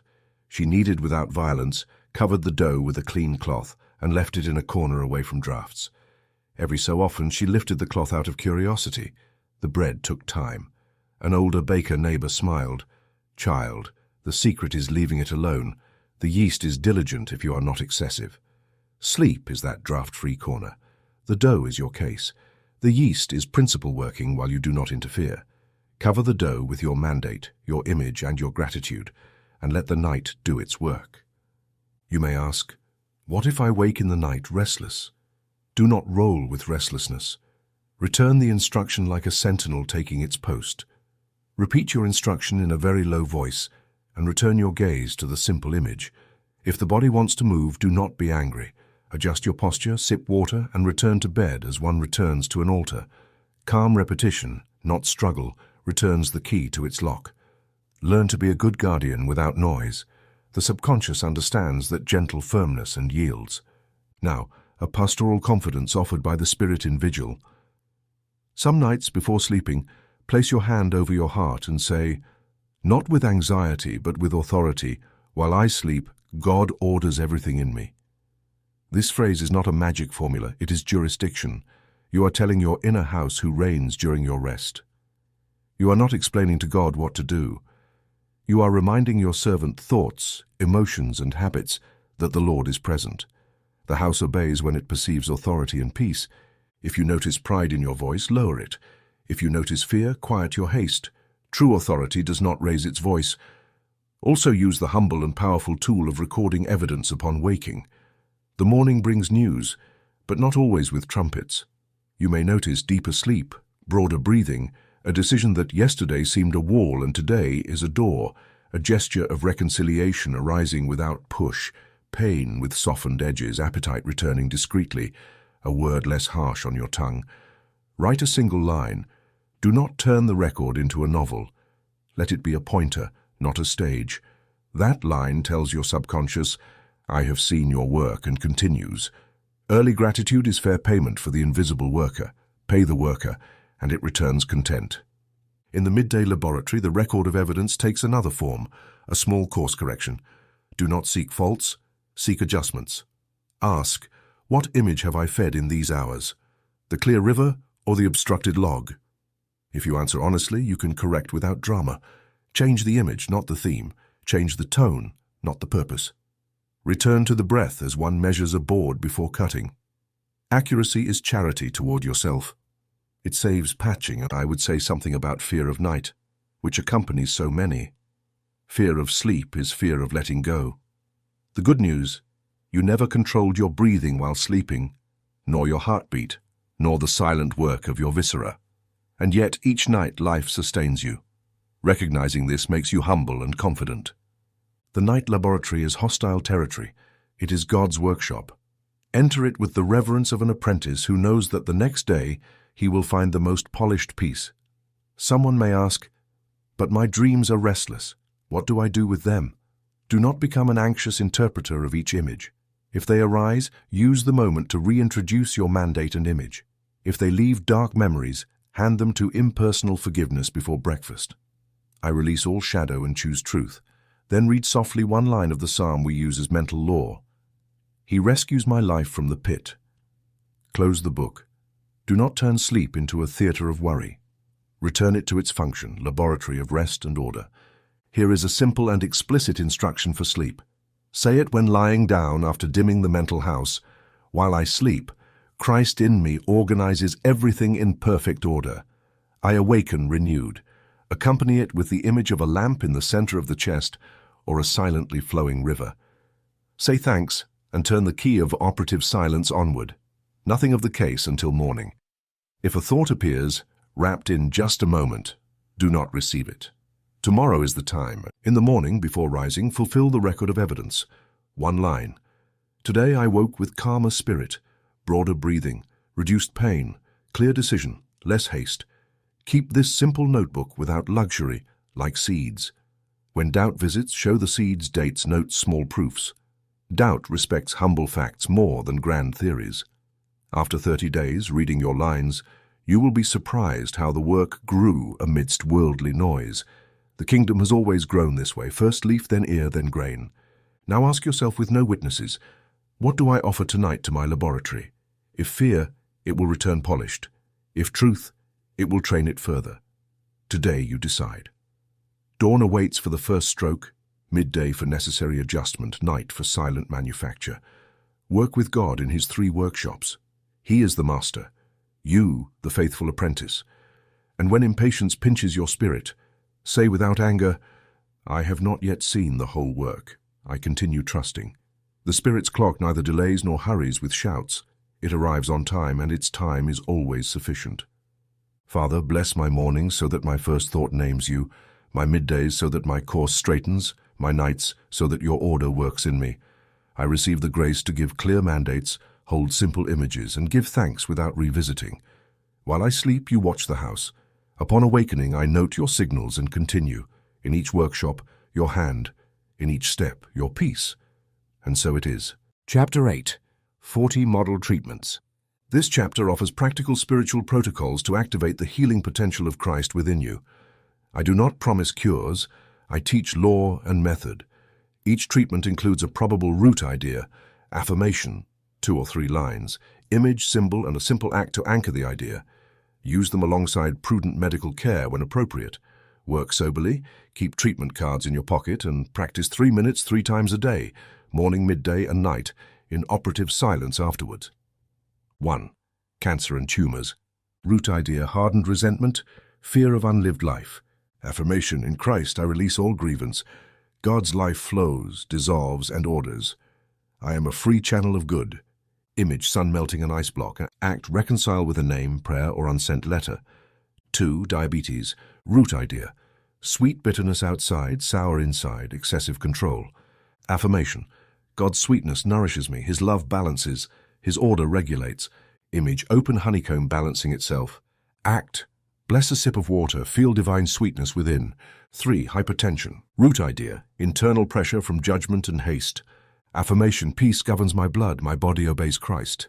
Image, river flowing at a serene pace. And act, walk 10 minutes in silence, shoulders relaxed. 4. Heart conditions and arrhythmias. Root idea, misplaced love, fear of decision. Affirmation, perfect love casts out fear, my heart beats in God's rhythm. Image, metronome finding its tempo. Act, straighten posture twice a day with calm breathing. 5. Asthma. Root idea, feeling trapped, unwept sorrow. Affirmation, I breathe in God, God breathes in me. My chest is spacious. My life has room. Image, window opening to the field. Act, open a window and thank God for fresh air. 6. Tuberculosis. Root idea, old sadness eroding, abandonment. Affirmation, Christ is my cloak, strong life inhabits my lungs. Image, lit brazier warming the house. Act, bless a hot bowl of soup. God's strength sustains me. 7. Recurrent lung conditions. Root idea, ostentatious flight, repeated complaints. Affirmation, I release complaint, I receive comfort. God's breath cleanses my lungs. Image, wind broom sweeping dust. Act, 3 long exhalations with the word peace. 8. Arthritis or root idea, mental rigidity, stubbornness. Affirmation, divine flexibility works in me. I open to new ways. Image, oil being applied. And act, yield in something small today. 9. Rheumatism. Root idea, cold resentment. Affirmation, warmth of benevolence circulates in me. I forgive and advance. Image, warm sun melting frost. Act, bless a warm compress. Love softens. 10. Sciatica. Root idea, fear of support, burden of guilt. Affirmation, the Lord is my support. I stand in His strength. Image, upright column supported by light. Act, walk upright a few extra steps, mindful of strength. 11. Lower back pain. Root idea, overload from doing everything. And affirmation, I surrender and trust, the load is shared. My back rests. Image, shared lightness. And act, ask for concrete help with the task. 12. Ulcer. Root idea, worry that corrodes, inner criticism. Affirmation, my interior rests in God. Christ pacifies and restores. Image, calm lake, no waves. Act, eat without haste, giving thanks before and after breathing. 13. Colitis. Root idea, irritation with surroundings, impatience. Affirmation, I accept life's rhythm. In me is calm and order. Image, clock marking a steady beat. Act, chew each bite 20 times with gratitude. 14. Constipation. Root idea, tightness, stinginess of thought. Affirmation, I release with trust, I give and receive, life flows. Image, rising door. Act, give a small donation or gesture of generosity today. 15. Gastritis. Root idea, unexpressed anger. Affirmation, love speaks through me, my stomach knows peace. Image, hand extinguishing coals with clear water. Act, gently clarify a pending matter. 16. Migraine. Root idea, tension from perfectionism, excessive self-demand. Affirmation, the mind in Christ rests, I accept enough and in order. Image, tightened ribbon loosening. Act, brief rest in darkness with the word enough. 17. Vertigo. Root idea, fear of losing control. Affirmation, God is my safe center. Everything aligns around me. Image, spinning top steady at its point. Act, sit, feel feet grounded, say I am peace. 18. Neuralgia. Root idea, susceptibility, oversensitivity to words. Affirmation, I am impervious to grievance, receptive to good. Image, soft cape that protects without isolating. Act, do not respond to provocation, maintain gentle silence. 19. Epilepsy. Root idea, accumulated emotional electricity, hidden fear. Affirmation, Christ harmonizes my currents. I am stable, serenity. Image, evenly distributed current. Act, follow a fixed, blessed rest routine.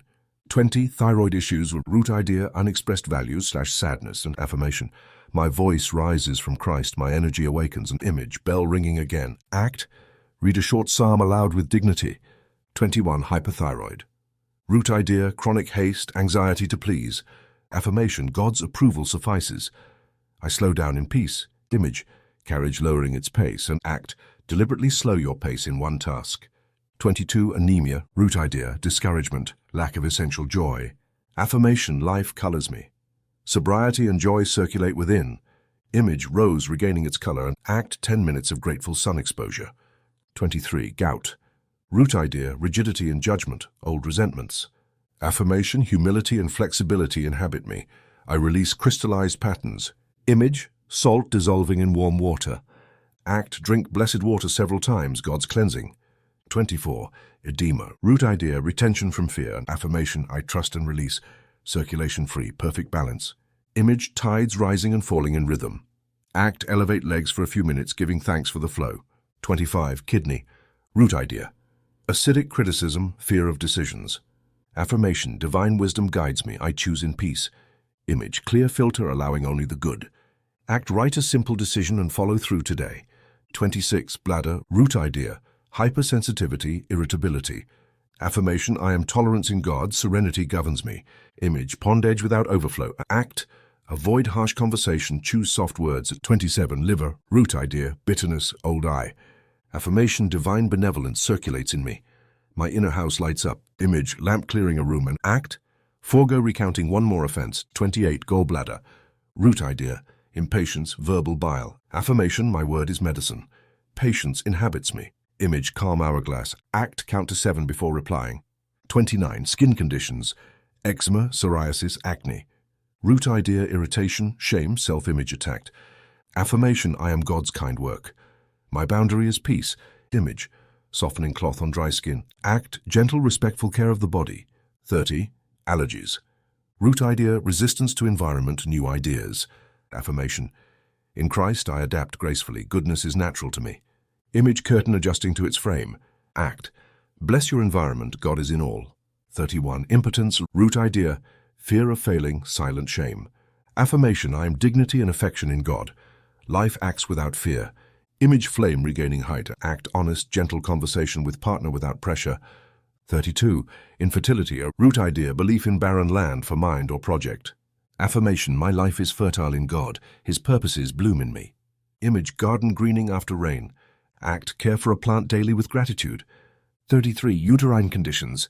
Root idea, sorrow for loss, rejection of the feminine. Affirmation, I receive life with honor, I am a temple of peace. Image, dome sheltering light. Act, conscious rest with hand on abdomen, gratitude. 34. Prostate. Root idea, fear of aging, diminished authority. And affirmation, my strength is serene. I govern my life with meekness. Image, calm royal chair. Act, organize an old drawer, release the unnecessary.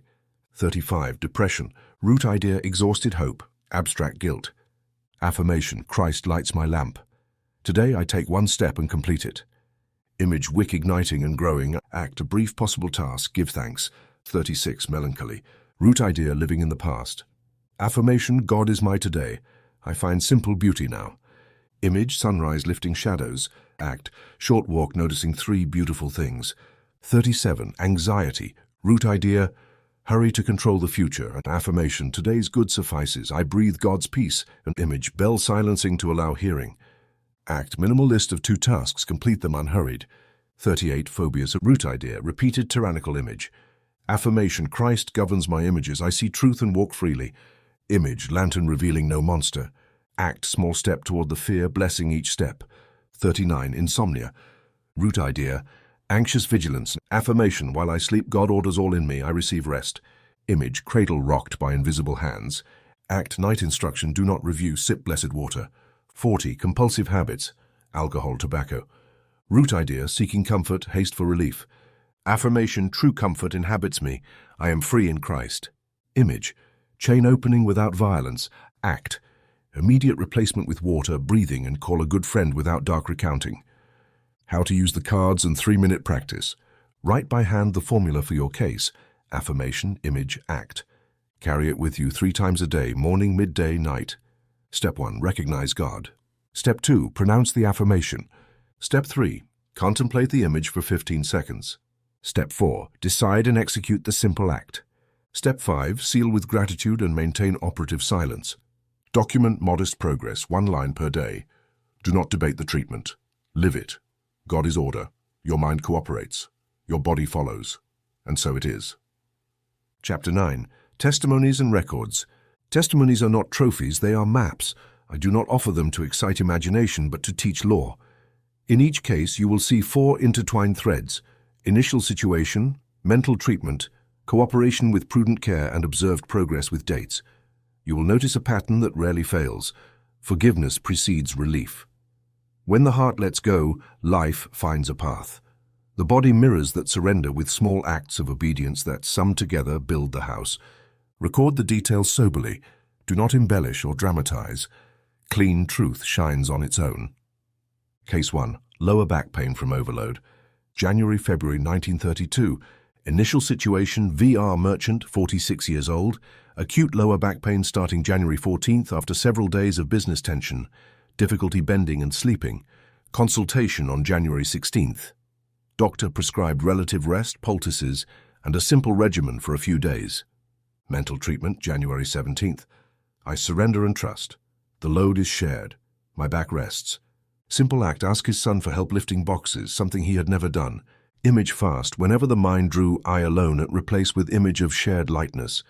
Forgiveness: write an unsent letter to a business partner with whom he held grievance.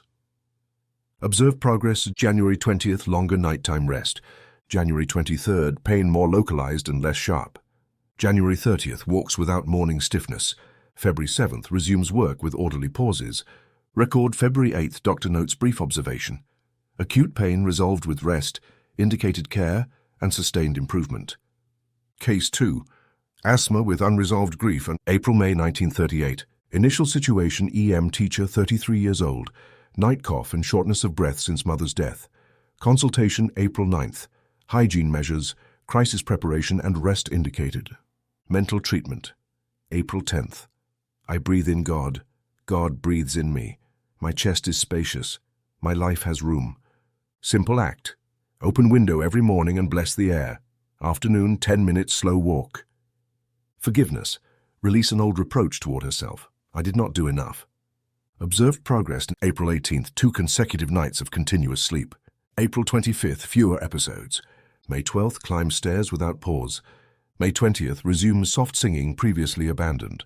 Record May 22nd, doctor notes, lower frequency of crises, improved mood, continue care. Case 3, ulcer with chronic worry. Septoc 1929, initial situation: JG accountant, 39 years.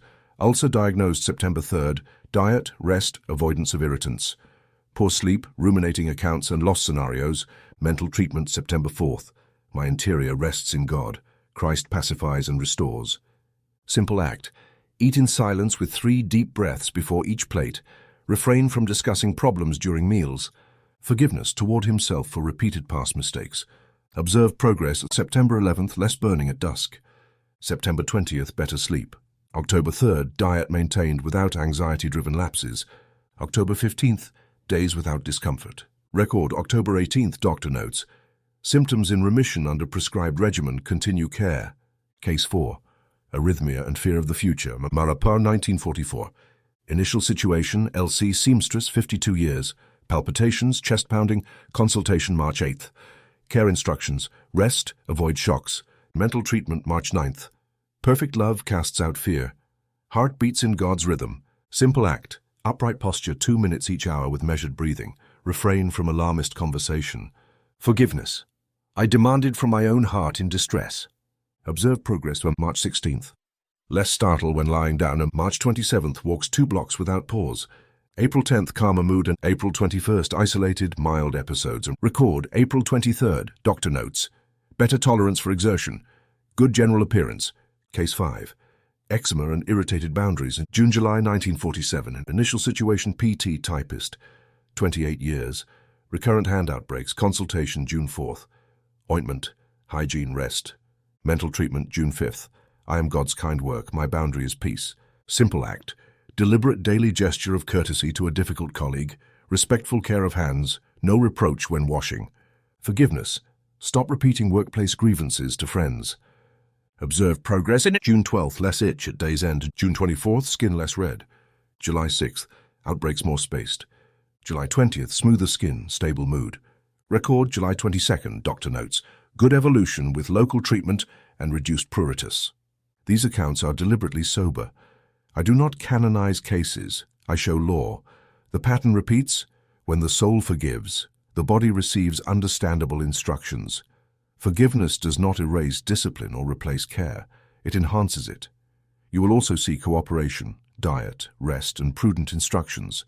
Christ does not compete with what is useful, he gives it meaning. How to document progress. The mind needs a clean memory to resist the hypnosis of fear. Documenting is prayer with a pencil. Keep it simple and consistent. 1 line per day with the date, exact affirmation used, simple act executed and observed sign. No invention. Even small observations matter.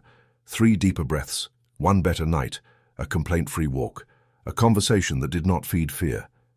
Dates are included not for formality, but because concrete time humbles the nebulous idea of never improves or always worse. Seek humble records from the attending physician when possible. Not miracle certificates, brief notes of observed improvement, symptom remission or reduced discomfort. Practical format for testimony. Notebook page per case, always same order. Repeat date, affirmation, simple act, observed result. Sample entry, abbreviated, March 20th, 1944. Affirmation, perfect love casts out fear, heart beats in God's rhythm. Act, upright posture, 2 minutes each hour, measured breathing. Result, less startle at bedtime. Weekly review without triumphalism or defeatism. Heavy days, note and continue. The kingdom is not delayed by setbacks. Practical resource, model gratitude letter. Gratitude is the final music of any well-done work. Send a brief note to one who helped. Doctor, nurse, neighbor, friend. Clear, kind, concrete. Example, Checha City. Dear Mr. Barra de Bonala, I wish to thank you for your attention and patience during these weeks. Your advice and care have been a channel of good for me. I continue diligently with the received instructions and maintain calm spirit. I remember your service with gratitude and sincerely. This letter does not aim to convince, but to recognize service. Gratitude orders the mind, lifts the spirit, and honors the channels through which God provided. It may also ensure future visits receive the same serene reception. Gentle warning, do not fall in love with your testimony. Use it to teach or remind your soul of the principle's fidelity. Do not turn it into theater. Sobriety sustains law. Closing prayer for those documenting and progressing. Father, thank you for the silent work that grows. You give me eyes to see small steps and heart to sustain constancy. I bless those who have been instruments of your good. Where there was grievance, I plant forgiveness. Where there was rumor, I plant silence. Where there was haste, I plant obedience. I write the dates. You write life. And so it is. Chapter 10, Invisible Obstacles, Reversion and Idle Speech. Spiritual work advances quietly except when we undo it ourselves. This is the most common and least confessed obstacle. Reversion. We practice for 10 minutes and undo 10 hours. We sow carefully, then curiosity or chatter uproots the growth. It is not malice, it is ignorance of the law applied to word, image, and silence. Today we unmask 3 hidden saboteurs: morbid curiosity about symptoms, healer's pride, and idle speech that wastes the oil of the lamp. Seeing them is already half the remedy. The other half is sober practice. I call reversion the habit of undoing work already begun, like erasing with your elbow what you wrote neatly. How does it happen? In subtle ways. You affirmed with authority, then sat wondering if you would truly feel something special. No fireworks came, and you elegantly declared it didn't work. You planted a clear idea and then dug it up to scrutinize it. This is reversion. It is far from an honest check of results. It is impatience in disguise. Law does not move by your anxiety, only by your constancy. You sowed, now protect the seed. Morbid curiosity about symptoms is another subtle executioner, disguised as diligence. Living by measuring your pulse, comparing your complexion, describing every variation of pain to acquaintances, seeking signs like a butterfly hunter. This keeps the mind circling the problem instead of truth. Curiosity believes it is diligent, but is in fact hypnotic. It ties you to the image you want to release. If you truly desire freedom, cut the thread. Observe only what is necessary to act with prudence and nothing more. Return to your task. The law of operative silence is not my whim, it is soul hygiene. Masters, when healing, requested discretion, not for theatrical secrecy, but so that growth was not trampled by the parade of opinions. Healer's pride is a subtle break because it dresses as zeal. A soul begins to see order where before there was confusion. The face clarifies, sleep improves, words become sober, blessed be God. But instead of giving thanks and remaining in operative silence, ego erects a throne, proclaims methods loudly, corrects everyone, enters others' consultations uninvited, and worst of all, makes healing its identity. True identity is child. The craft is obeying law. Merit belongs to God. Pride steals oil from the lamp. How to detect it? It becomes angry if ignored. It competes to recount cases, collects internal applause. It needs not a whip, but to return to I am offstage. Father, what you do in secret I guard. When the work is God's, the invisible worker is the best. The kingdom does not keep a list of speakers, but of the faithful. A parable of craft. An apprentice varnished a table. The first layer was applied evenly. The wood shone. He wanted to help, and before it dried, applied another hand. Marks appeared. He tried to correct, leaving grooves. The master stopped him. Boy, varnish knows how to dry. Your hurry does not help. Grace knows how to settle. Your anxious touch does not improve it. Sometimes the greatest good is not to touch. One who cannot tolerate silence cannot tolerate growth. Hence we insist, speak little, speak clearly, then be silent. Words must learn to leave with authority and withdraw with humility. Discipline of speech is not biting your tongue in anger, but educating it with love. If it does not edify, I stay silent. If unnecessary, I stay silent. If it exposes my inner work to the fare of opinions, I stay silent. Even in brief moments, I stay silent. When the tongue learns timely silence, the heart learns to hear more deeply. Does this mean we never speak? We speak just enough to those who must hear at the useful moment, soberly. We avoid comparisons, inflated egos, dramatization of achievements or relapses. The tongue is the rudder, a small part moving a large ship. Use it to open port, not to seek storms. Concrete application, curiosity about symptoms. Replace the object, do not fight the mind. If attention is like a child insisting on a forbidden toy, do not lecture at length. Offer a better one instead. Substitute immediately. About complaints, pause, breathe, straighten posture, bless secretly, open a window, bring water, repeat your governing phrase, return to work. 3 minutes of obedience outweigh 30 of speculation. Vanity. Recognize without dialogue, I do not receive you, protects the workshop. Do something useful that does not place you in the spotlight. Sweep a corner, organize papers, help unseen. Pride feeds on attention. Turn off the spotlight. Love the work more than applause, work in peace. The best proof of previous discipline is not the volume of words, but the weight of silence. Economy of speech enriches meaning. A timely thank you outweighs a paragraph. A yes to what builds, a no to what confuses. A brief blessing to one who serves, a sober question to one who knows.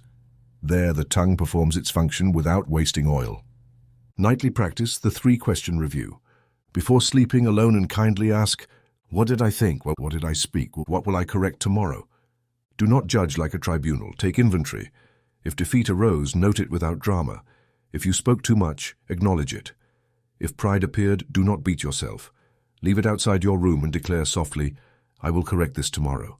Then enter the laboratory of directed sleep without re-examining the problem. Night works best with clear tasks and light burdens. 48-hour complaint-free pact. Not penance, but exercise. If caught initiating a complaint, stop, breathe, substitute with concrete gratitude or a sober request. Correct with actions, not laments. Chronic complaint is music that unbalances nervous system, stomach and blood. 2 days abstaining from complaint, tune the ear for the word of command. If you stumble, do not declare failure. Start again. Constancy, not perfection, produces fruit. Encountering insistence from others, control your own speech. Silently declare, I do not receive hypnosis. Respond courteously, redirect to usefulness. If impossible, withdraw inwardly and repeat, God is order in me now. The goal is not to win arguments, but to guard the field where you sowed. The farmer does not fight birds. He covers the seed and places a simple scarecrow. Presence, serenity, brevity. Reporting discomfort. Report only what is necessary to the pertinent person once, soberly. Repetition multiplies fear. Work needs recognition, union, declaration, command, sealing and forgiveness. Simple music, not chorus. Image for practice. Imagine a freshly varnished wooden door. Touching leaves a mark. The work is imprinted. Step back and wait. The varnish sets, hardens, shines. Today's treatment is that varnish. Do not touch it with complaint, pride or curiosity. Step back. Perform your duty. Breathe, bless, sleep. Tomorrow the wood will be stronger and more beautiful. Closing prayer. Father, straighten our tongues to serve truth, not shadow. Deliver us from curiosity that dismantles, pride that hinders, and complaint that withers. Give love for silence that protects, for words that build, for constancy that harvests. Tonight may we review gently what we thought, what we spoke, what we correct tomorrow. May we learn the joy of obeying the law in these 48 hours without complaint. I close my mouth to idleness, open my heart to your order, and my body mirrors peace. And so it is. Chapter 11, Christian Mental Hygiene. The mind also needs clear water, daily bread, and open windows. One who cares for the body but neglects the mind is like someone who sweeps the doorstep while leaving the stable open. Christian mental hygiene is not a devotional luxury. It is a simple discipline so that Christ in you has clear corridors to move freely. I propose a sober order of life: brief prayer, reading a verse, silent service, sufficient rest, and a contemplative, grateful walk. With these 5 keys, the day stops pushing you and begins to obey. I will add 2 major practices: the 7-day thought diet and the tithe of attention. If followed faithfully, your inner space changes as a room changes when curtains are drawn aside. Brief prayer is the spark. Do not seek speeches, seek to light the lamp. Upon waking, before naming your concerns, name God. Father, you are my order and my peace. Or use the familiar key: God is order in me now. Do not pause to measure feelings, acknowledge and advance. This prayer is the thread that anchors you to the center while attending to your tasks. Return to it at midday and at day's end. Brevity is not poverty, it is precision. Verse reading is the bread, a single bite chewed. Do not collect chapters to skip lines. Take one line and make it your mental law. The Gospels and Psalms are trees from which to harvest fresh nourishment each day. Read quietly. Let the phrase fall like a seed in your chest and keep a minute of silence for it to settle. Do not turn the text into a talisman, make it instruction. If today you read, "Seek first the kingdom," and soon find yourself chasing anxiety, recall the line and place the kingdom first again. Silent service is the oil. A mind that only observes itself dries out. One that serves maintains flexibility. A small, deliberate act, unnoticed. Sweep the threshold, repair a chair, write an encouraging note, yield the way, organize an unloved drawer. Do not expect applause. The spirit loves what is done secretly for it. Such service cleans residues of pride and the body feels it. The chest breathes better, the stomach digests better when it has released the greed for attention. Rest is the clean sheet. One cannot pray with a frayed mind. I ask not for idleness, but rhythm. If possible, keep a brief midday silence. Close your eyes for a minute. Straighten posture. Remember, life does not depend on your agitation. At night, going to bed on time is reverence to the temple. Sleep is God's workshop. Do not turn on lights unnecessarily when the Master works within you. A contemplative, grateful walk is the window. Step outside, even for a few minutes, and see as if never before. Trees that trust, the neighbor's face, clouds that ask no permission. Gratitude does not deny problems, it places them in their true size. Those who learn to give thanks for the small have the door open to the great. Walk unhurried, breathe, bless in secret. The mind clears as the eyes learn to receive the world without fighting it. 7-day thought. Diet. Assign a divine attribute to each day and choose, with gentle vigilance, to think, speak, and act in that light. Do not turn it into a burden. Take it day by day. 7 days, 7 focuses, and begin again as needed, like drinking water daily for health. Life. From dawn, favor life in you and around you. Reject thoughts of discouragement. Release theatrical fatigue. Choose gestures affirming vitality. Walk, air the house, eat in order. Verse, I have come that they may have life and have it abundantly. Repeat life when boredom arises. Act so your body receives life signals. Open posture, forward gaze, hands ready. Truth. Truth governs silently. Banish exaggeration, dramatics, half shadows. If asked, speak soberly. If complaint arises, pause. Is it true? Necessary? Know the truth, and it will set you free. The mind is free when it does not entertain shadow gossip. The tongue is free when it speaks only what serves. Love, not sentimentality but firm benevolence. Replace harsh judgment with understanding. Direct affection first to God, then to yourself as His work, then to others as fellow travelers. Love covers many faults, Scripture says, not to hide evil but to allow space for correction. Add one extra silent service act as if adding oil to the lamp. Intelligence. Do not try to solve everything by force. Seek guidance and recognize signs. If in doubt, wait an hour in silence before responding. A delayed, luminous answer is better than a hasty, dark one. Ask God for wisdom. Spiritual intelligence orders priorities, simplifies, discerns. The body appreciates it. The heart slows its pace when the mind leaves labyrinths. Soul. Think sober beauty, quiet music sustaining the world. Avoid stridency, inside and out. Organize a corner like an altar, clean, simple, useful. Read a chosen psalm calmly. Let its cadence cleanse your breathing. The soul loves proportion. When it breathes, the flesh rests. Spirit formless, weightless, unbound. Reality begins within, expresses outwardly. God is spirit. Those who worship Him must do so in spirit and truth. When forms hypnotize you, numbers, walls, diagnoses, shift focus to the principle behind them. This realignment lightens shoulders and face. Principle. Repeat one power, see truth, speak, act, remain silent. Avoid subtle idolatries, people, fate, luck. Review at night if any shadow usurped the throne. Restore governance and sleep peacefully. Tithe of attention. Like tithing wealth, dedicate the first 10% of waking hours to God. For a 16-hour day, the first 1 hour 36 minutes belong to the principle. These need not be continuous, 15 minutes at dawn, 15 at midday, a few at sunset, the rest in brief, silent intervals.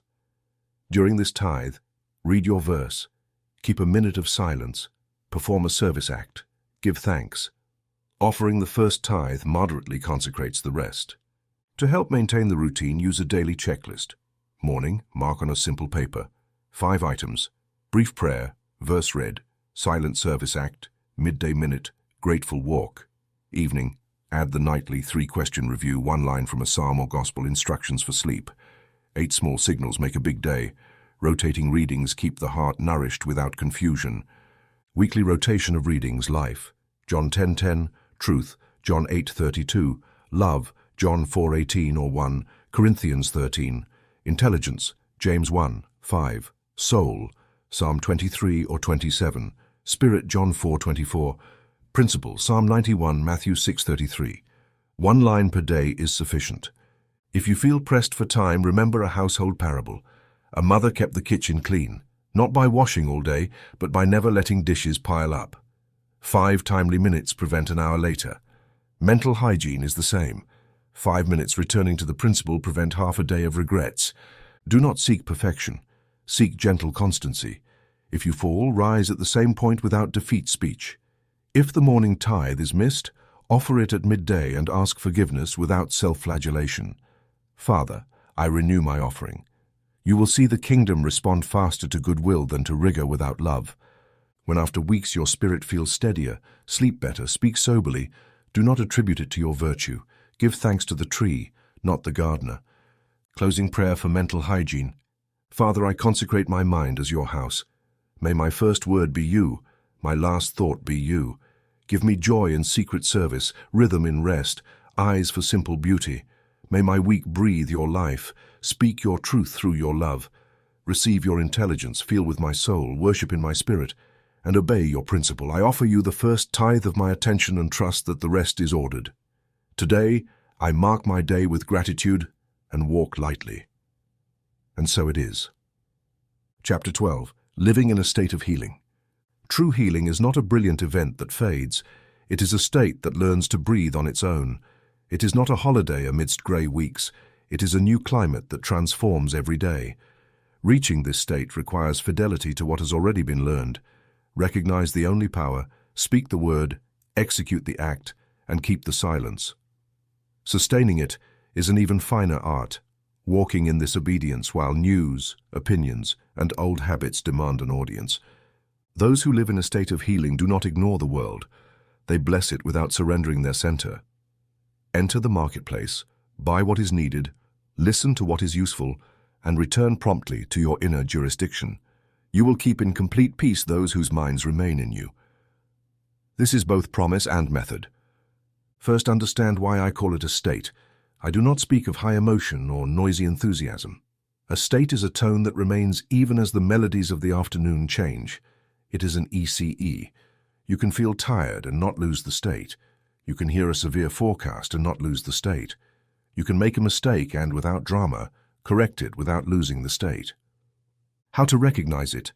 An underlying attitude independent of the winds, immediate obedience to truth when fear arises, sobriety of speech that does not sell your peace for a comment. I do not ask you to be stone. I ask you to be tempered. Tempered metal is neither fragile nor hard. It is firm and elastic. News will try to find your pulse to direct it. You do not need to deny the world to live in a state of healing. You need only refuse to grant it authority. Read or listen as one taking notes in service of prudence, not as one letting a town crier mount your inner pulpit. If a phrase wants to nest in your chest, raise the hand of your spirit and calmly say, I do not receive you as power. Immediately restore the word that inhabits you. God is order in me now, and return to your work. The peace of one who is healing is not evasion. It is governance. Opinions will come with kindness or with harshness. Do not fight. Order. Sometimes it will suffice to feel in the human realm and remain silent in the divine. At other times a sober line will do, Thank you for your interest. I am proceeding with diligence and peace. Charity asks you not to turn your process into a platform. Discipline asks you not to intoxicate yourself with every comment. If someone insists on interrogating your path, remember, your soul is not obliged to give your workshop to visitors. Close the door courteously. Silence that protects is not disdain. It is love for the work. When the work is firm, it will speak for itself. Old habits are the most persistent. They do not resent being corrected. They return when you forget. Vigilance, not tense but attentive, is the companion of the state of healing. Whenever a gesture, word, or posture repeats the past you wish to leave behind, do not accuse yourself. Correct it. Straighten your shoulders while speaking the inner voice. Sit with dignity. Replace the internal image of a blocked trunk with that of a clear river. These tiny adjustments, repeated 100 times, become style, and style builds the house where you live. The state of healing is a house that repairs itself as you move and always returns to fresh bread. To seal this chapter in this book, I propose an intimate ceremony of gratitude and talent preservation. No visible temple is required. Your Ferrara room will do. Tonight, when the noise has subsided, with a simple table, a blank sheet of paper, and a pen, sit upright in silence. First, enumerate without rush the blessings received since beginning this spiritual journey. Not only bodily changes, but gentleness of mood, reconciliations, newfound sobriety, a softer word, a deeper sleep, a fear that no longer commands. Write each blessing in short, clear sentences. When finished, say, Thank you, Father, for these gifts. I recognize they come from you, and to you I consecrate them. Then examine your talents. I do not mean noisy abilities, but discrete faculties God has given you. Patience to listen, a steady hand for work, neatness, a love of order, an eye for beauty, firmness to support others, a reconciling word, discipline in small things. Write these as well. It is not vanity, it is an inventory. Seeing them together on the page, you will understand that healing does not ask you to withdraw from the world, but to serve it well. Declare calmly, I consecrate my talents to life.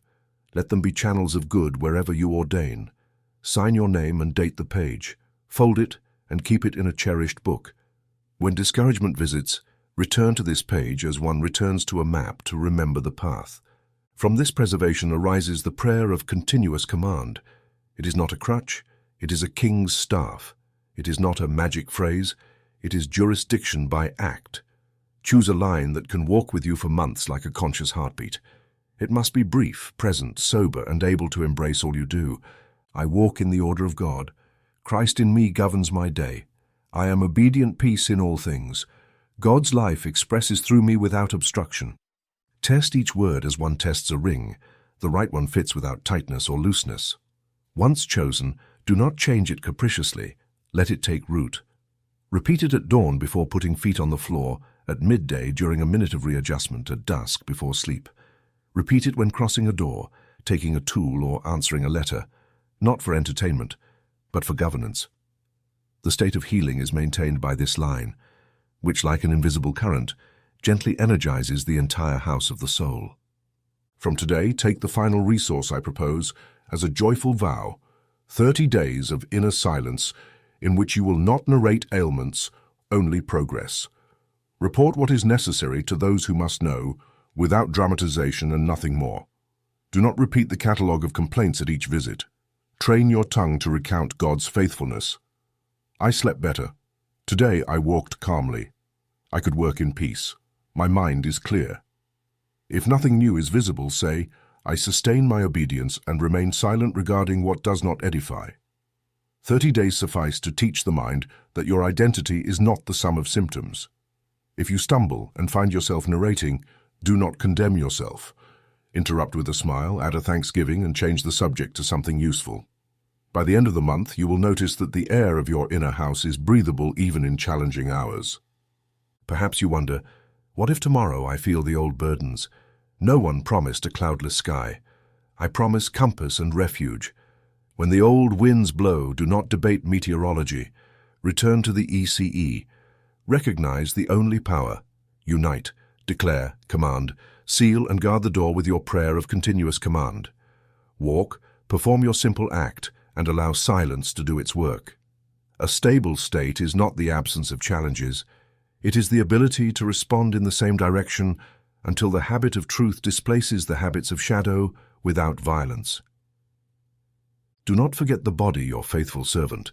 Do not treat it as an enemy or an idol.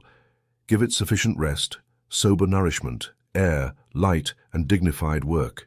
Keep it clean and grateful. Speak to it occasionally. You are the temple. I govern through Christ. When it obeys, thank it. When it lags, do not insult. Teach it. The state of healing includes this courtesy. The flesh imitates the treatment it receives, and because gratitude fixes what pride scatters, it returns again and again to the intimate ceremony. Do not make it a tired ritual. Make it fresh. One day your lines will speak of relief in your back, another of an unexpected reconciliation, another of a morning without hurry. Do not only expect grand miracles. Great miracles love to appear as humble news. Who can give thanks for the small will summon the great. Gratitude is the ink with which God writes in us. I close this work as I began, reminding you that God is the only power and that Christ in you is automatic healing intelligence. All you have learned, seeing truth, speaking with gentle authority, acting with precise symbol, keeping protective silence, forgiving to open channels, vigilant correction, preservation to dignify, is not a collection of episodes. It is the fabric of a state. Make this state your dwelling. There will be visits, yes, winds will blow. Open to the first with prudence, close to the second with peace. Keep the lamp lit. If the flame wanes, do not panic. Add oil with your continuous command, your brief reading, your act of service, your minute of rest. Now, if you wish, repeat very softly, as one giving an order for your steps until the end of your days. I walk in the order of God. Feel how this line settles in your chest and becomes rhythm. Rise, go to your work, bless your household, gather the cup, open the window. These simple things are the throne where truth sits. At night, write your page of preservation if it is new, or reread the one you kept. Give thanks. Sleep in peace. Tomorrow, the state will await you as the sun waits behind the curtain. Father, I consecrate this state to your presence. I stand in peace that does not compromise its center, in obedience that responds without delay, in love that serves silently. I give you my talents. Use them where needed. Sustain my continuous command, that my tongue speak what it orders, my hand do what it blesses, and my steps follow the path. For 30 days I will keep a silence of complaint and abundance of gratitude, so that the house may learn its music. I live in your healing, and your healing lives in me. And so it is. Amen.